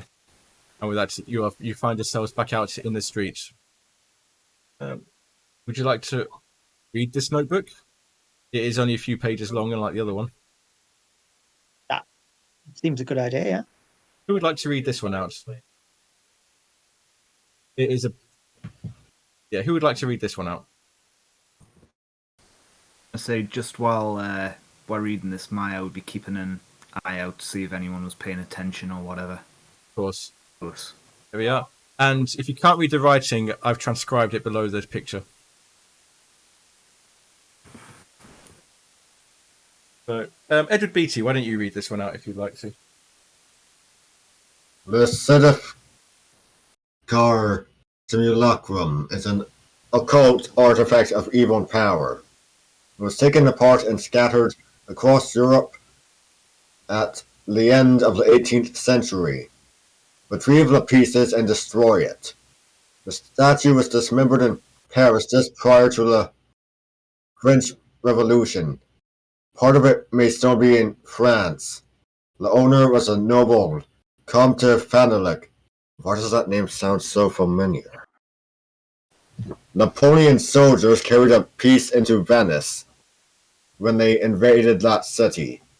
Another fragment made its way to Trieste at the same time. Its fate is unknown. Look up Johann Rinkelmann at the museum there. There may be a piece in the kingdom of Serbs, Croats, and Slovens. Start at the National Museum of Belgrade. Dr. Milovan Todorovic is the curator. One part was lost near Sofia during the Bulgarian War in 1875. At that time, things of value were hidden from the invaders, so it may be buried somewhere. A piece was in circulation in Paris just after the Great War, and so did someone from Milan. The only sure way to destroy the statue is in its original home, a place in Constantinople known as the Shunned Mosque. A ritual to destroy it utterly is included in a set of documents known as the Sedefkar Scrolls. And so, as you stand outside the door, case in one hand, notebook in the other, the night is drawing. It's probably about midnight now. What would you like to do? Oh, one thing that... Sorry, let's rewind a bit. One thing I should have said I didn't say. Beddoes told you that before that the professor was planning to take the Orient Express as it stops at each of these places. He was accustomed to comfort. Yes, indeed. So, what would you like to do? Or would you like to sleep on it and come back and wake up tomorrow and start afresh? I'd say sleep on it, but I think I want to get going as quickly as possible. Yes. Very well. So we shall say you're planning to find a small place to stay in St. John's Wood. So we can say you retire there. The five of you retire there. Spend a somewhat restless night. What you have seen isn't conducive to a good night's sleep, and so you wake the next morning.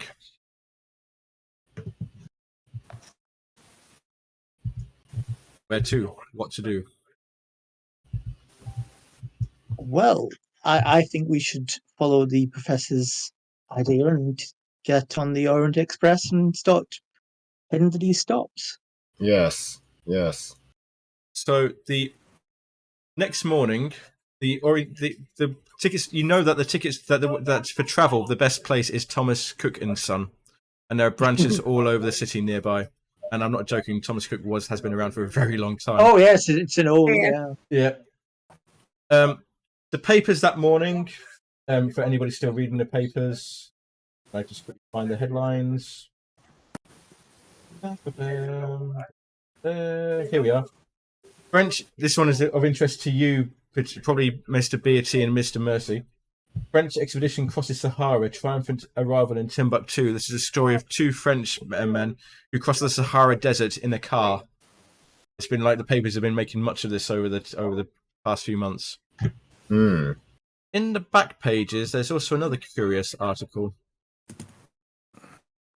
Nancy, you read this one, please?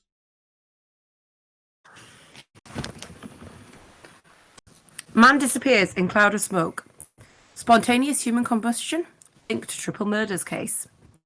Police are today investigating the disappearance of Mr. Henry Stanley, 41, of Stoke Newington, who was reported missing last night by his landlady, Mrs. Constance Atkins.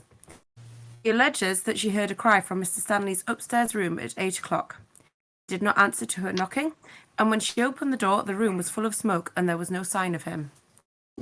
Mr. Stanley is not married. He is a noted train enthusiast and member of the London Train Spotters Association. His disappearance may be a case of spontaneous human combustion. Police have refused to comment on this. Similar cases have been reported in England earlier this century. The most recent known was that of Mr. J. Temple Thurston, who burned to death in his home in Dartford, Kent, in 1919. It has been revealed that a model train set was found at the scene of the crime had been purchased last week from the shop of Mehmet MacLeod. That child's toy may have caused the fire.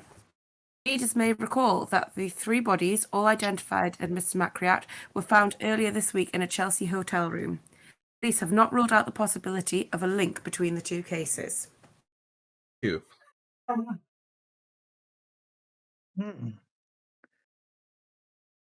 I Is it would worth- suggest then.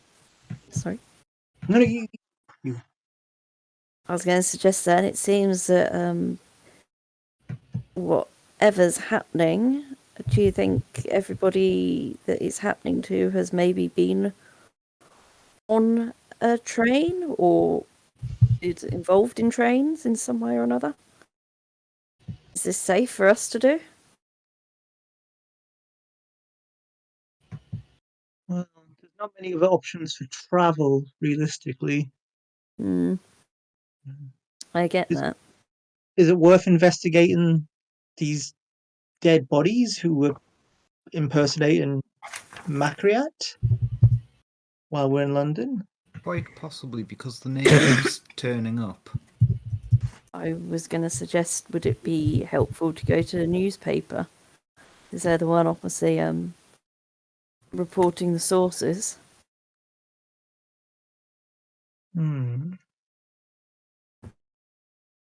Because we have no idea where this actual MacLeod is.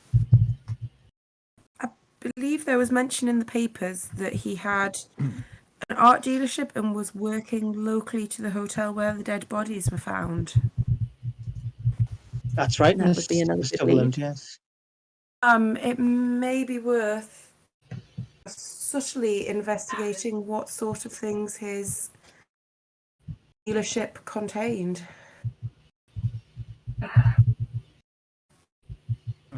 Yes, I'd be very happy to go to his shop or dealership or whatever he has and ask questions or investigate. Does not sound like a bad idea. So Yeah. what I can say is, if you wish to split up, some of you do one thing and some of you do another thing, I'm happy to allow that. So if some of you want to go to one place to investigate, some of you want to go somewhere else, feel free to do that, rather than everybody just like going around in the same group. Yeah. When is the train leaving? That The answer we to have that is at the travel agent.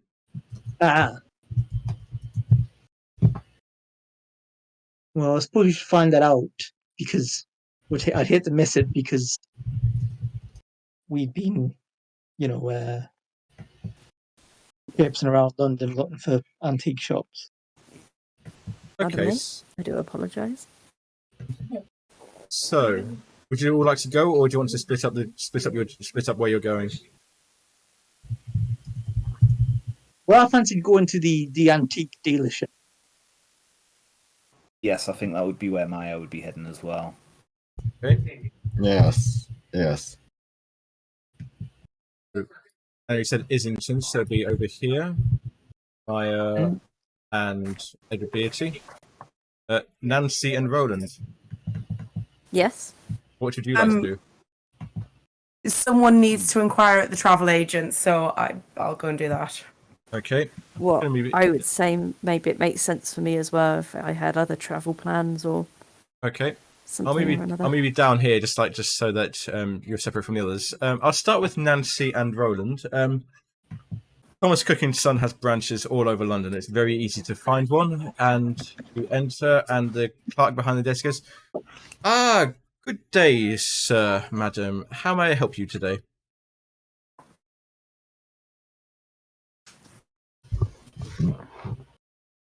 Oh, we are interested in carriage on the Orient Express. Would you be able to help us with that, sir? Of course.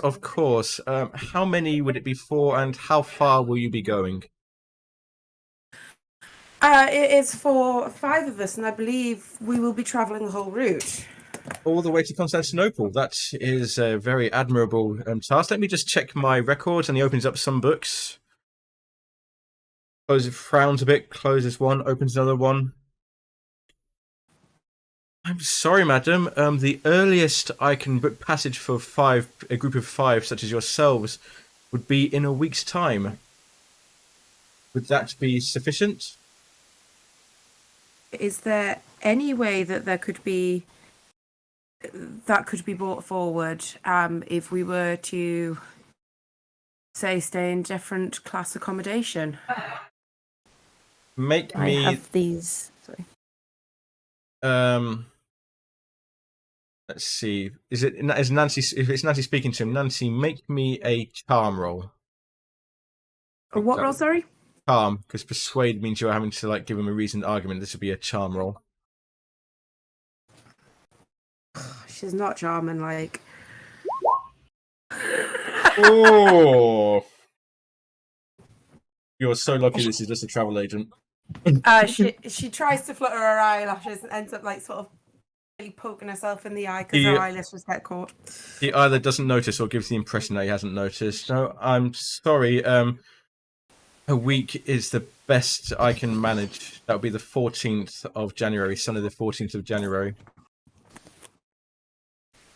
Roland will sort of pipe up and say, would there be any chance of part exchanging these tickets? And he'll sort of bring out the tickets that I suppose were his travel home. I guess takes them and looks at them. Yes, I'm sure we could do you some sort of discount. It wouldn't be very much though. Would you be returning? Would you like a single journey or a return trip? I wouldn't guess that he'd have that much. So it'd probably just be a single. Yeah. You've got for you've got the suitcase full of cash. Don't forget. I think they would have given you the suitcase full of cash if you were going to the travel agent. Oh yeah, I was absolutely taking it. Yeah. Yeah. Our travel plans are not confirmed as yet, so if we are just able to have singles for the time being.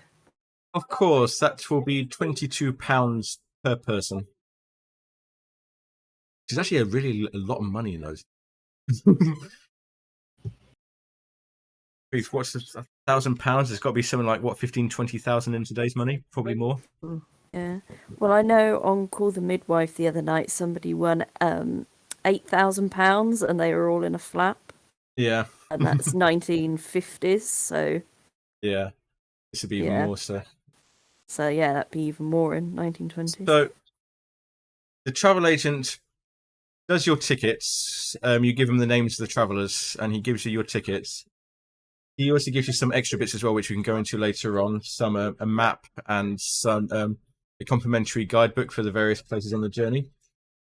The way I'm going to do this, not yet because you're not travelling on yet, but I'm going to treat it. I don't think this is exactly how it works in a day, but I'm going to treat it as like a season pass. So you're not bound to these dates. Just that the ticket is valid from this date, but you can travel any time between those days to anywhere on the route. So it's like kind of like a season pass rather than the straight through ticket. If that makes sense. Yeah. So hop on and off. Yeah, you can hop on, hop off, hop on, spend a day in one place, hop back onto the next one. And they go through approximately once a day, which again is not accurate, but for our purposes, it's once a day.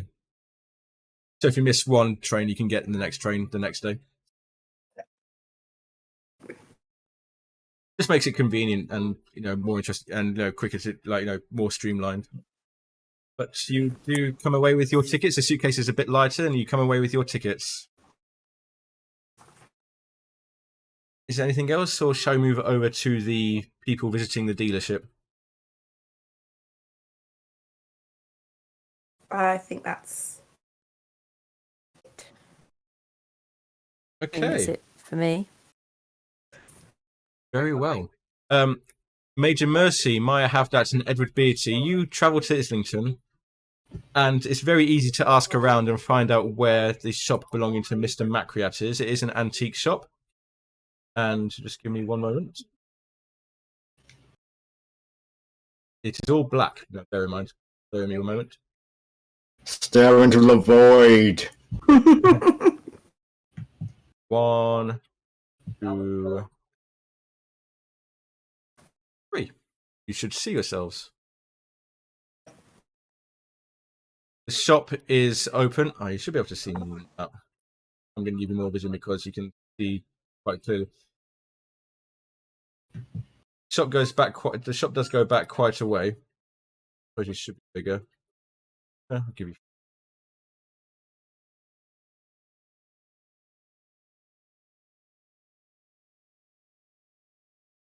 Again, this isn't really for movement. This is more like a reference of where the character is rather than actually moving. So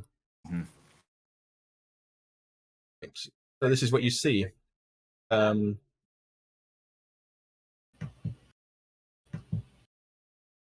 It's a brick shop. There is a small closed sign on the door, but for someone like Maya Havdat, that doesn't pose any sort of obstacle. You find the ground floor showroom filled with unremarkable pieces of Egyptian, Arabic, and Persian brasswork. You haven't travelled to the upper floor yet. You see the counter at the far end. Nothing particularly outstanding. There are a couple of books on the desk, though, on the counter, though, at the back of the shop. There is a doorway leading further back into what you reckon would be a storage room, which is closed at this time.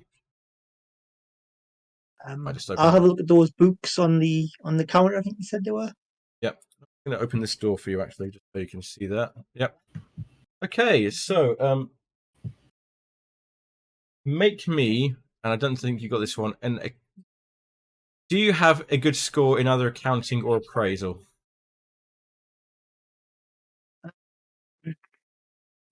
They'd be the most appropriate ones for this. Accounting's 25.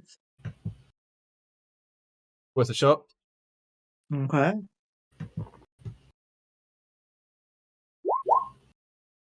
Ooh, no. I'm rich. I don't know such things. In that case, as you're searching through, the numbers mean nothing to you, but just make me a spot hidden roll. That's always a good fallback. All of us? No, just Major Mercy because he's looking at the books. As you're searching through, just make a spot hidden roll. Oh dear. Anybody else think they can, try searching through the records? Give it a shot. Okay. There we go. So, Edward, you're looking over Major Mercy's shoulder, and he's flicking through the books, and he passes one page, but then you tell him to stop and go back a page.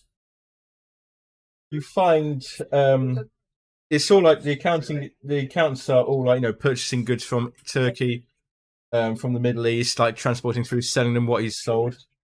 But you do find a strange entry, not from Turkey, find the purchase of a Wrighton Special Commission train set purchased from the estate of Randolph Alexis some months ago. Well, now that's interesting. You also find, on the ledger side where he records his sales, the sale of one Wrighton Special Commission train set delivered to a Mr. Henry Stanley. They were both the places where there was a fire. Am I right in thinking? Where Henry Stanley combusted Well, or blew up. yeah. So and they thought it might have been the train set, or someone thought it might have been like, So is he killing people via toy train set? These cats very much are what to listen for. You Seems a bit preposterous. daily.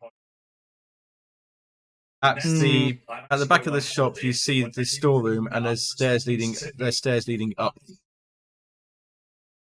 Maya's going to start heading that way. Okay. Miss Haddat, you should not take the lead in these matters. It may not be safe. Major Sebastian going I up as can well. handle myself. Okay. Sebastian, Major Mercy, are you travelling upstairs? Yes. Okay.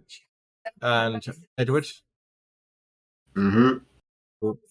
Makes it easier for everybody together.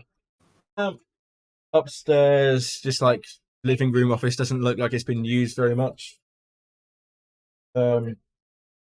Police, from what you gather, the police didn't really find anything here related to the deaths of the MacLeods or to the spontaneous combustion. And as you look around, do you see like there's no luggage? It seems to be like for someone who lives here, it doesn't look very lived in.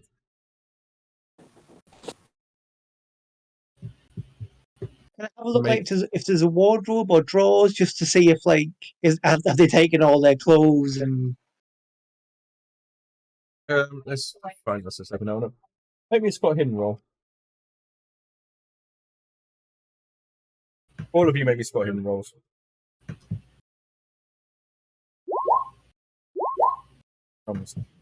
Wow. Okay.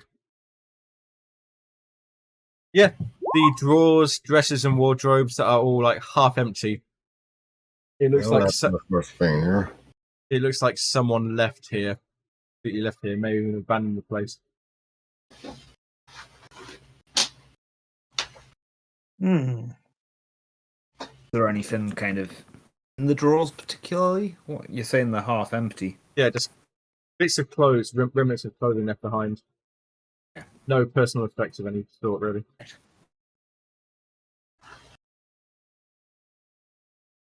And so we're in the living room. There's an office, or is that just one big room, or?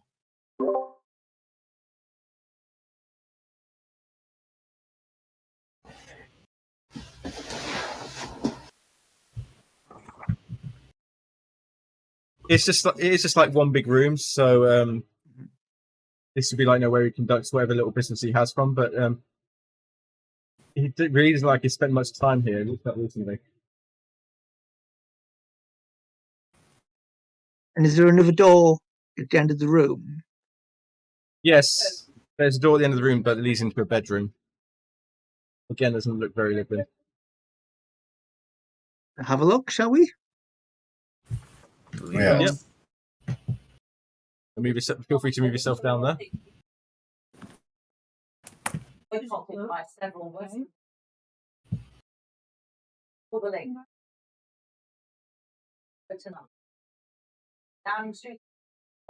So yeah, it's just bed, not been slept in for the past few days. Drawers again half full, clothing, little bits of clothing.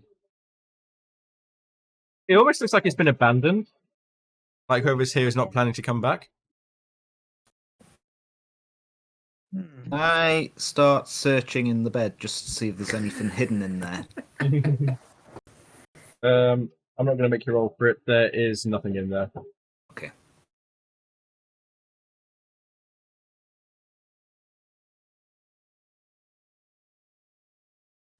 Anything else you wish to do here?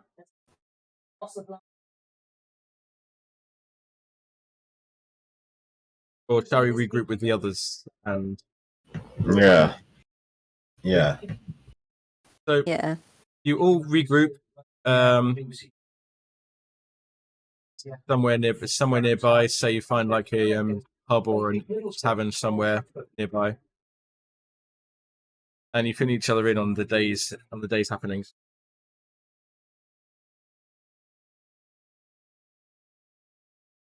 We have a week before we need to catch a train.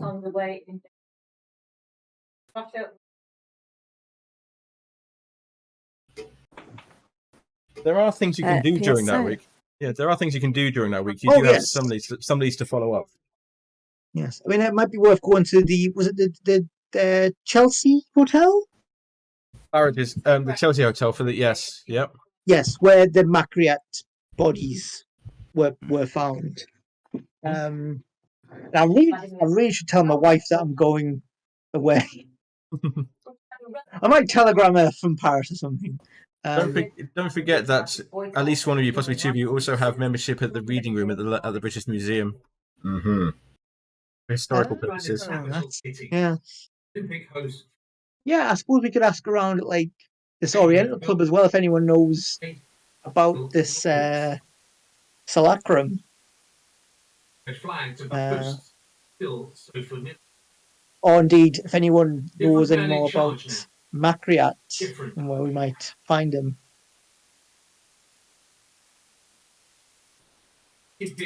What would you like to tackle first? Going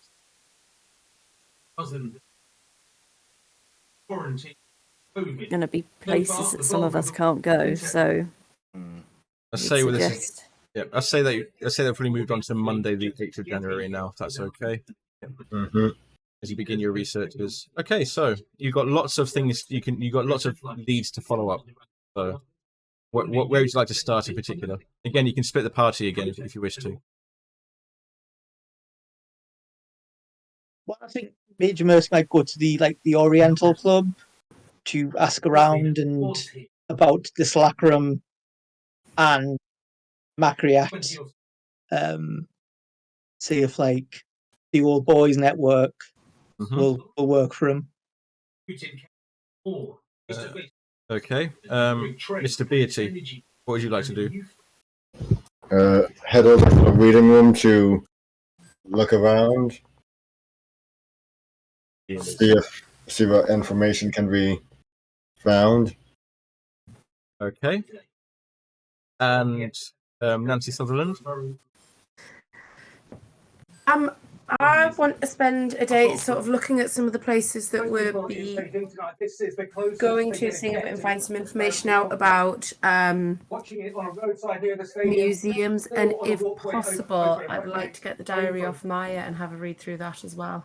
Oh God, yes. I was going to have a read through the diary myself, so I'm going to say that it's best if you're all together when you read the diary. All right, okay. Well, why don't we all split up and do these bits during the day, and then in the evening meet up again at one of the hotels? Or we could at least do the hotel lead all together in the evening. Okay, so Nancy is going to look up some stuff about the places you'll be travelling. Do you want to go with Edward Beatty to the reading room? It's a big library. Yeah, she would absolutely love that. Absolutely, it would make her feel an ambition. Maya, where are you going to be? Maya would quite like to find out a bit more about this Henry Stanley. Investigate what happened there. Okay. Are you going to visit where he lived? Yes. Newington. I'll say you travel there. I think it might be off the map. Okay, so you travel that way. I'm just going to move you over the side of that way. Okay. And Roland, where would you like to? As I say, is there places that I'm allowed to go, or? For now, just you can pretty much go anywhere you like. The only place that if you're in company with Edward Beatty, you can go to the library. If you're in company with Major Mercy, you can go to the Oriental Club. Otherwise, you can go anywhere else you like by yourself. I'll check out the Oriental Club. At least it's sort of like a once in a lifetime duty kind of thing. Okay. So, let's start with Edward Beatty and Nancy Sutherland at the library. Place to start. And we'll put the reading room location up again, not that one. So, the way this works in the library is you have your library use role, which represents you researching books and finding information. You can make one library use roll per day.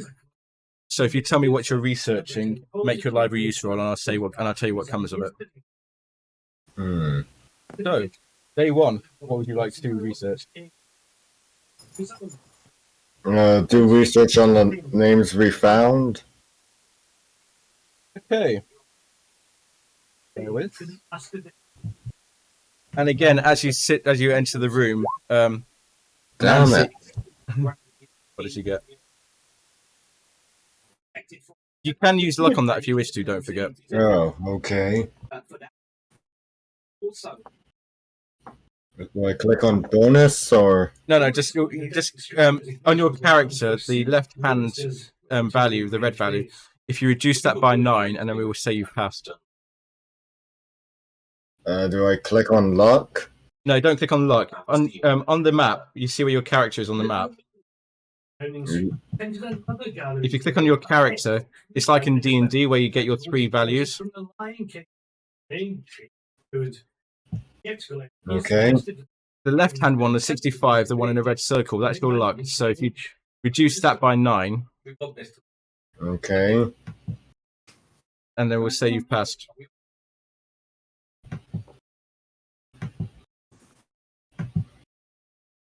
So your luck should now be 56.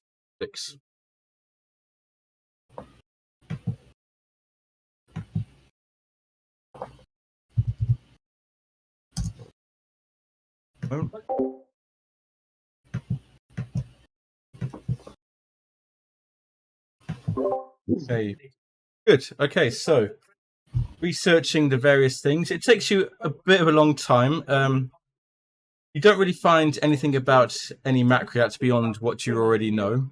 That he had a shop out in Islington. Would you be researching the set of Chaosium Inc as well? yes. So, just strictly have this on the second day. I'll give it to you on the first day. Okay. The set of Chaosium, you don't find anything about it. But you think if you try researching along the lines of the piece of the information you were given in the notes, you may find something more about it. So you can try again tomorrow. Okay. You think you're now narrowing in on information, on where the likely place for it is. Okay. Nancy, you are researching information about the Orient Express. Well, so it was more around the places that we would need to go when we're getting off it. So I'm actually going to start with the shunned mosque. Let's have a look. Change my. Bear with me one moment. Make me a library use roll. Wow. Okay, so you find a book about mosques in Constantinople quite easily, and there's a lot of information there about the Hagia Sophia. All the other ones. You don't really find a reference to anything called the Shunned Mosque. Instead, that was the right one I was in. Instead, and I've got to jump ahead a bit here just to get some useful information. You find about a mosque called the Blue Mosque, one of the city's great buildings, the Hagia Sophia, Grand Bazaar. You read about the Topkapi Museum, which is based in an ancient palace. But you don't really find any reference to a Sun Mosque in this particular one. What was, sorry, the museum? The Topkapi Museum. It's a famous archaeological museum. Part mosque, part palace, part treasure house, part place of learning.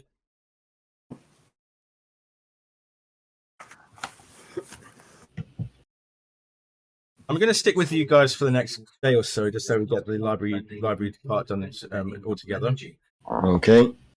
So the next day dawns, and you return. And as you enter the library, again you hear the scratching. And there's a student nearby at a desk nearby, and he kind of looks up as you approach and gives you a brief nod.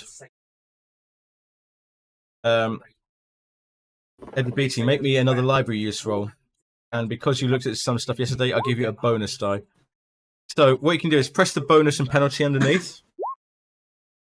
Okay, so 56. Do you want to use another luck point on that? Sure. Or you can push it if you want to try. Push it means you re-roll it, but the consequences may be worse. Oh, I meant push the library use roll. Oh. Re-roll the library use.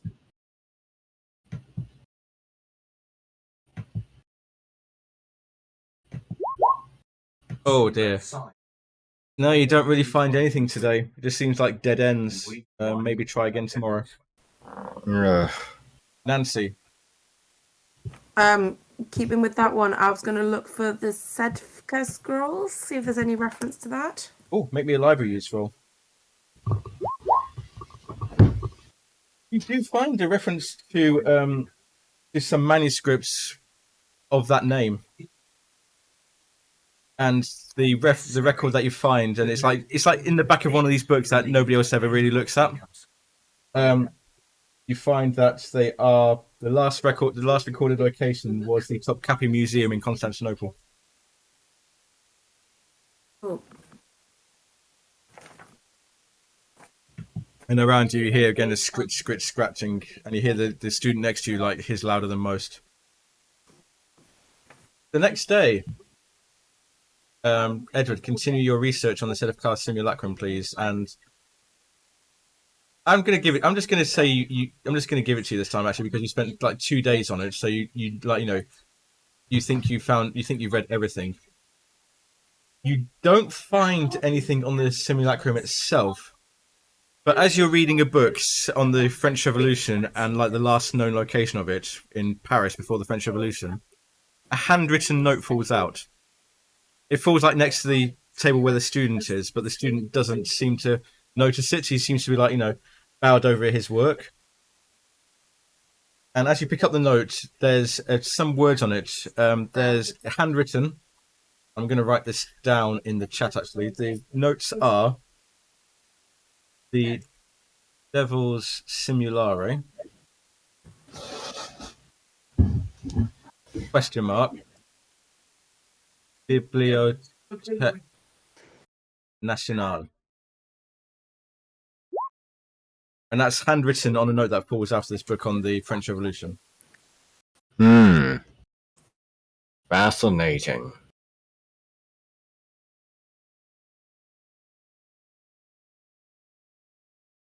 I have pressed the wrong button on my Roll20. Bear with me one. Nancy, what are you researching in particular? So this time I'm going to see if I can find any information about the way things were hidden in Sophia Okay, it's during trying the to. Bulgarian War type thing. Okay. Library use roll again, please.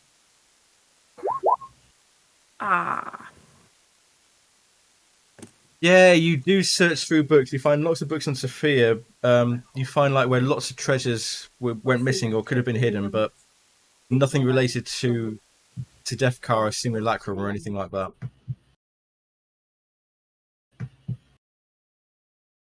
And as the day goes on, it's early afternoon, and both of you make me listen rolls.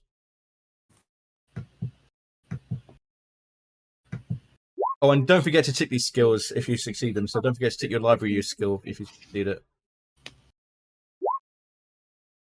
Nancy, Edward is still like buried in his book, finding out about trying to find the Sedevkar simulacrum and finding this note. Nancy, you hear the scratching of pens around you, of people pens around you, but you don't seem to hear the one coming from the student next to you at all. In fact, you don't remember hearing it at all since you've been there. He's still there. He's still there. He's still like over his desk, like bowed over his work. It almost looked like he's fallen asleep. Can I get up and sort of walk past him to see if he's still sort of sitting upright, and if I can have a glance at what he was writing about? He is bowed over his desk. He's not sitting upright. He's bowed over his desk, not moving. I come back and sit down again, and I motion to Edward that this man has stopped writing and seems to be almost asleep. Strange. Odd, because he's been so loud the past couple of days. Should we awaken him? I think we could try. But I feel that would be more appropriate from you. Very well then. Okay. Describe to me. Edward just walks over and gently shakes the individual on the shoulder, saying, "You seem to have fallen asleep." As you do that, it's like he leans back in his chair, his hat falls off his head, and you see that the skin has been completely removed from his face and from his arms, and all the way down his neck. In fact, you see his eyes just like staring, his muscles there, his teeth just like staring at you, completely dead. No skin at all. And both of you, make me sanity rolls, please. Success. Oh. Stop succeeding your sanity rolls. But you feel like bile coming up in your mouth at this, but you do manage to put it down, but it's still like a hideous sight before you. And behind you, somebody screams because they too have seen the body. And in short order, the library. At the library, the body in the library, and the museum staff come in. They usher everybody out, and the library is closed closed from now on, pending the arrival of the police. But as I'm going, can I see what book he was reading? He wasn't reading a book, but what you do find pinned to his body is a note on sort of like a leathery sort of material, and it says, "The skinless one will not be denied."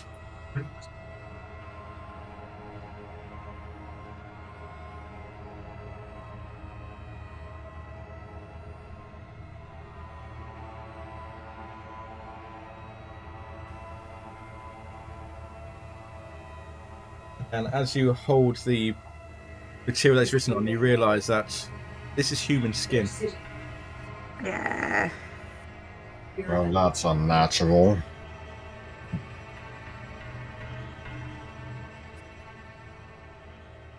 And with that, we shall move to one of the other people. Let's move to Maya. Okay. You went to visit the house of Henry Stanley, if I remember rightly. I did. So you arrive at the address, and like the address is written in all the papers. It's very easy to arrive. You find it's a bedsit. It's similar to the one where Professor Smith was hiding, but it's like a lot more well kept. And on the pavement outside, there's a chalkboard, and written on it, "See the death room, 6 pence." Right. That was a toll booth, was that?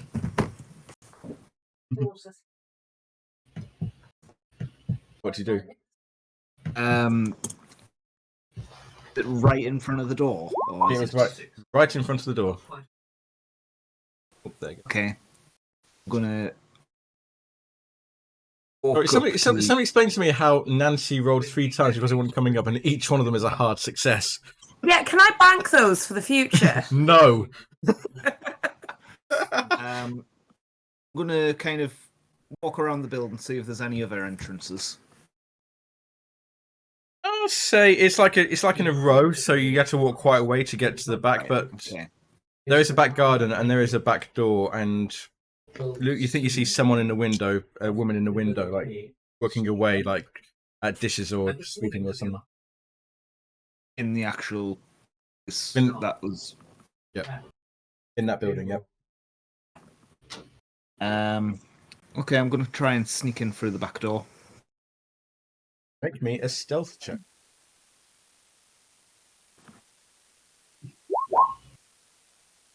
See, you wasn't paying attention anyway, but yep, you can tick that off. Describe it to me. You describe that to me. So say if there's like a garden, I'll probably be kind of keeping to the bushes on the outside, sneaking towards the door. You aren't seen at all, and you quite easily reach the door. Okay. I open it.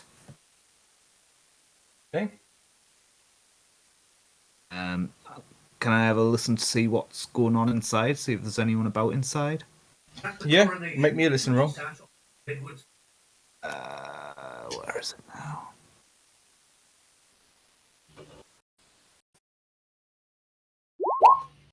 Oh, you only hear the lady that you saw in the window, and she's Okay. like singing, like, you know, you hear the clank of dishes as she's washing dishes.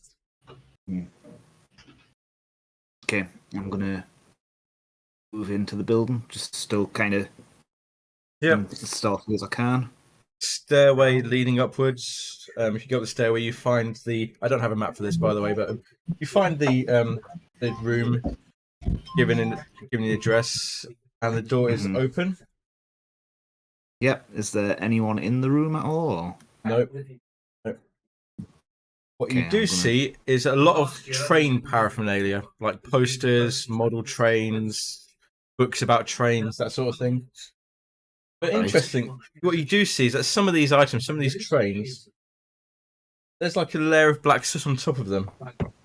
And as you look down at the ground, you see, and on the ceiling, you see dark sooty streaks, like 2 lines of dark streaks of soot.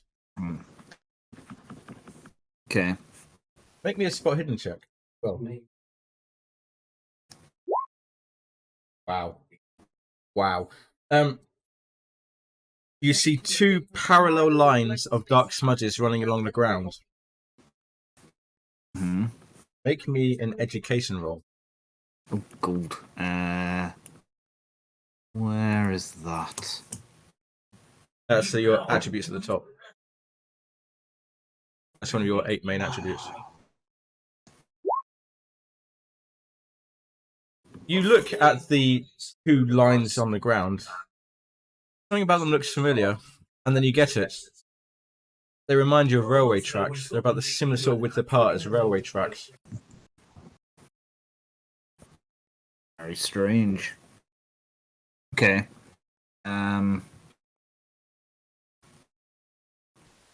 So is the right, so floor and ceiling have railway tracks on them. Yeah, the ceiling is not so much railway tracks, but the ceiling is like a line of soot, which now you look at it again, now that you've seen the railway tracks, does look like in a straight line along like parallel to them, as if like something did come through, like you would imagine it to look at it as a train tunnel. Okay.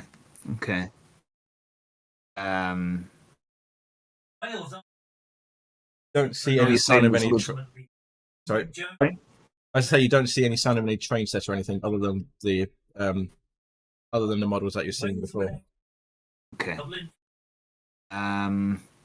Does the model on the floor have anything reference to this Archeat character? That's the favourite. Not that you can see. Nothing in here would seem to suggest that. Other than the fact that you know that he bought this train set, you don't see the train set here at all. Okay. What other sorts of train paraphernalia is there about, or Posters, models, glass cases, books, usual train spotter stuff, really. okay? Can I start? What is a We know what type of train it was that was actually bought. Like if it was a specific. The description given it was a Wrightson Special Commission train set. I can tell you what type of train it was. Can I start flicking through the books and looking for anything of that description? Make me a spot hidden check.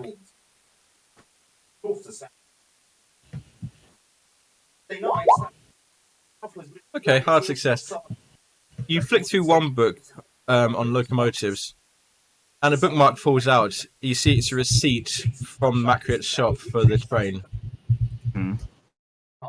Then there's like a handwritten note on it as well. It says the London Train Spotters Association might like this. Okay. So the receipt from thingy. The London Train Spotters Association, which Stanley was a member of, as you read in the paper. Train Spotters Association. Okay. In that case, I'm going to take that receipt with me and Okay. the book that it was in, Mhm. and I'm going to pick up a couple of models and try and sneak back out. Very well. Because you got an extreme success, I think you got a success on the way in, didn't you? Or did you get some big success? You got extreme, didn't you, on the way in? I'll say that counts for your way out as well. I'll say that counts for your way out as well. Okay. So, And I'm going to start heading back. okay. And to wrap up tonight, we're going to move over to Sebastian Mercy and Roland Billiot at the Oriental Club. Yes, indeed. On the way there, I'm telling Roland like all the correct manners and sort of things he needs to do to fit in, or fit in as best he can. Of course. And it becomes clear very quickly that, Roland, you would not be able to get into this club were it not for Major Mercy. Obviously, yeah. So you arrive Under there. special Yep. circumstances. You arrive there. The clerk at the desk recognised you and said, "Oh, Major Mercy, how good to see you! And I see you brought a friend. Just ask your friend to sign the visitors' book here. Put your name next to it. That's fine." As usual, the smoking room is off limits to non-members, but I'm sure some people are in the common lounge you can speak to there. I'm sure they'll be glad to see you. Thank you very much. I give him a tip as well. Oh, very kind of you, very kind. So you travel into the common lounge, and it's like this opulent paintings, tapestries, big armchairs. It's very much like the Reform Club of Diogenes Club from Sherlock Holmes. People sat there drinking, reading papers, probably chatting to each other. What would you like to do? Well, I want to ask about this simulacrum. See if anyone's heard of it. And also ask if anyone knows anything about this MacLeod fellow, because I'm going to sort of say I bought something from him that I think is a fake, and I want to try and track him down. I'm just going to, any old people from Oxford University that I know, or just other people who went there, because I think they always talk to. Yeah. So I want to ask for a roll for this actually, but not library use. That doesn't seem appropriate. Any roles spring to mind that you think you might be able to sell me on? Right. So oops. I want a entitled English person role, but I don't think such a thing is there. I'd probably say it's like charm. Okay, give us a charm roll. Or fast talk. Whichever one you want. Fast talk will do. Fast talk will do. It's the higher one. Okay. So you do ask around, and you do find one of your old old mates from Oxford University. Oh, we heard about the disappearance of Professor Smith. We do hope. I suppose you've heard anything about him yourself, have you? We are worried about him here. Oh, no, but I'm sure he'll turn up. He'll have gone off on one of his odd little jaunts. Yeah, of course he is. He is very much like that. He's very much like that. Anything? What can I do for you, boys? It's been a long time since I've seen you, old pal. What brings you here? Oh, well, I'm in London for the time being. By the way, this is my friend, Monsieur. Surname? This is me asking, not Mercy. I can't remember. Is it Boyton or? Roland, what's your surname? Billiot. Billiot. Yeah. Billiot. So this is Monsieur Billiot from France. Delighted to And meet you. he's Enchanté, monsieur. Enchanté. Ça va bien, merci. Well, there was something I heard about from another colleague, the Sedcar simulacrum, and we had a bet because he says it's not real, and I think it might be. Scratch And his I head just for a wondered if moment. Instead of Car Simulacrum, instead of Car, I can't say I've ever heard of it. Oh, I'm sorry, it doesn't ring a bell. Oh, racking his brains. No, I've certainly never heard anybody mention it. I've certainly never heard old Smith mention that. No, But you did keep a lot of normally that research would be who I would go to, but Of course, I understand. Yes. No, nothing that I've certainly never heard of. Sorry, old boy. I was also trying to find this guy's generally been in the papers. MacLeod. I bought something from him. I think it was a fake. And I want to try and track him down. MacLeod. There's a name I've not heard for a while. Professor Smith, old Smithy, used to talk about MacLeod all the time. He said he had dealings with him in the past, and apparently things didn't go too well between them. He was looking over his shoulder a bit every time he would read something in the paper. He would always look out for that name. Quite strange, actually. He's a head on top of his solid on top of his shoulders most part, but when it came to that name, he always seemed to be a bit on edge. No idea where I could find this MacLeod, or where he might have vanished to. I've heard he has a shop out in Islington. I'd start there if I were you. I've tried there. It was closed. Well, I'm sorry, boy. I don't think I can help you, I'm afraid.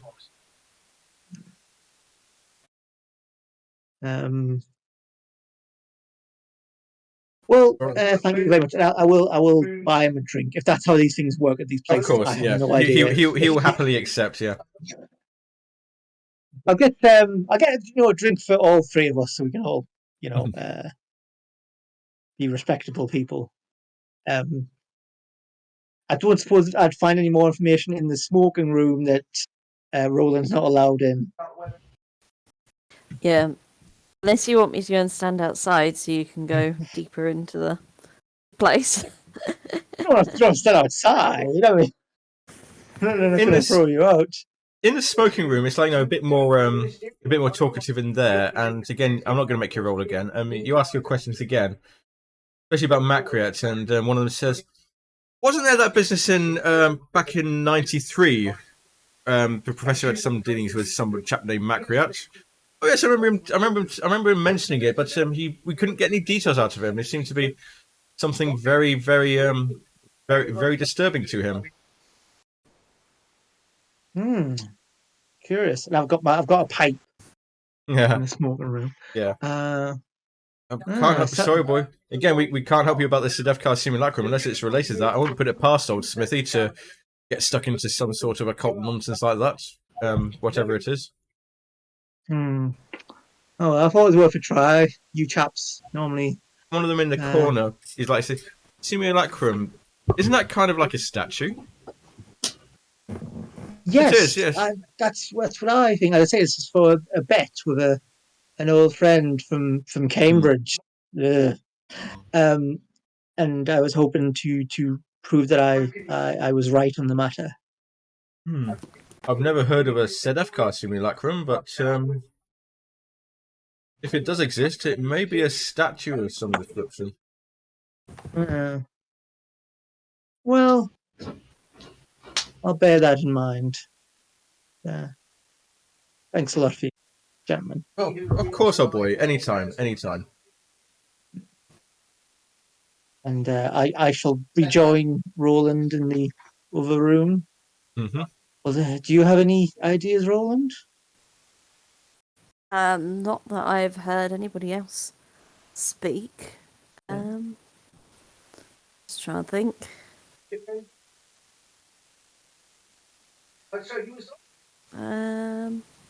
No, I don't think I've heard anything else. I mean, no, I'm stumped.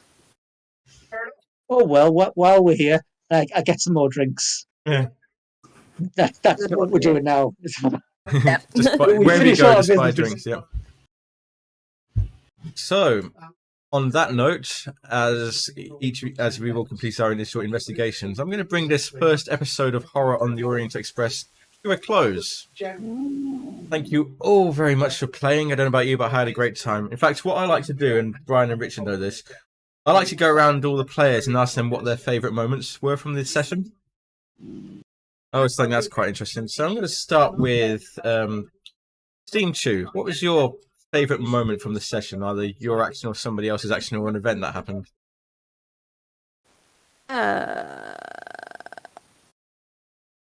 Don't know. I mean, I must admit, I quite like that there was. It's going to sound really morbid, but I quite like that there was gore straight away because I do like horror elements, what have you, and reading sort of like horror stories, things like that. So I like the You like the skin finding corpse, the skin corpse in the library. Yeah, I mean that, and obviously in the burning and stuff like that. I love reading things that are like, I suppose, like games, you know, like Saw and that.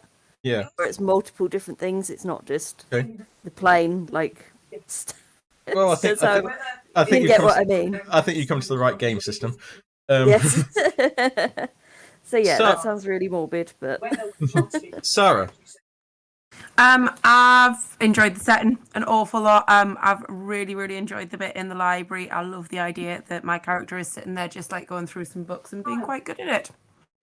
Awesome. And then you did have the excellent ending of that. That was quite a nice way to finish that off. Awful and hideous, but quite nice. One-Winged Angel? So a couple of bits really. I quite like the introduction of the characters at the beginning. And it seems like yet again mine and Richard's characters aren't going to get along. I was hoping for that. I was really hoping for that. That's great. I really like kind of being able to sneak into places and stuff like that. Well, then my brain tends to go a bit on what I actually do when I get into them. Richard? Well, I like that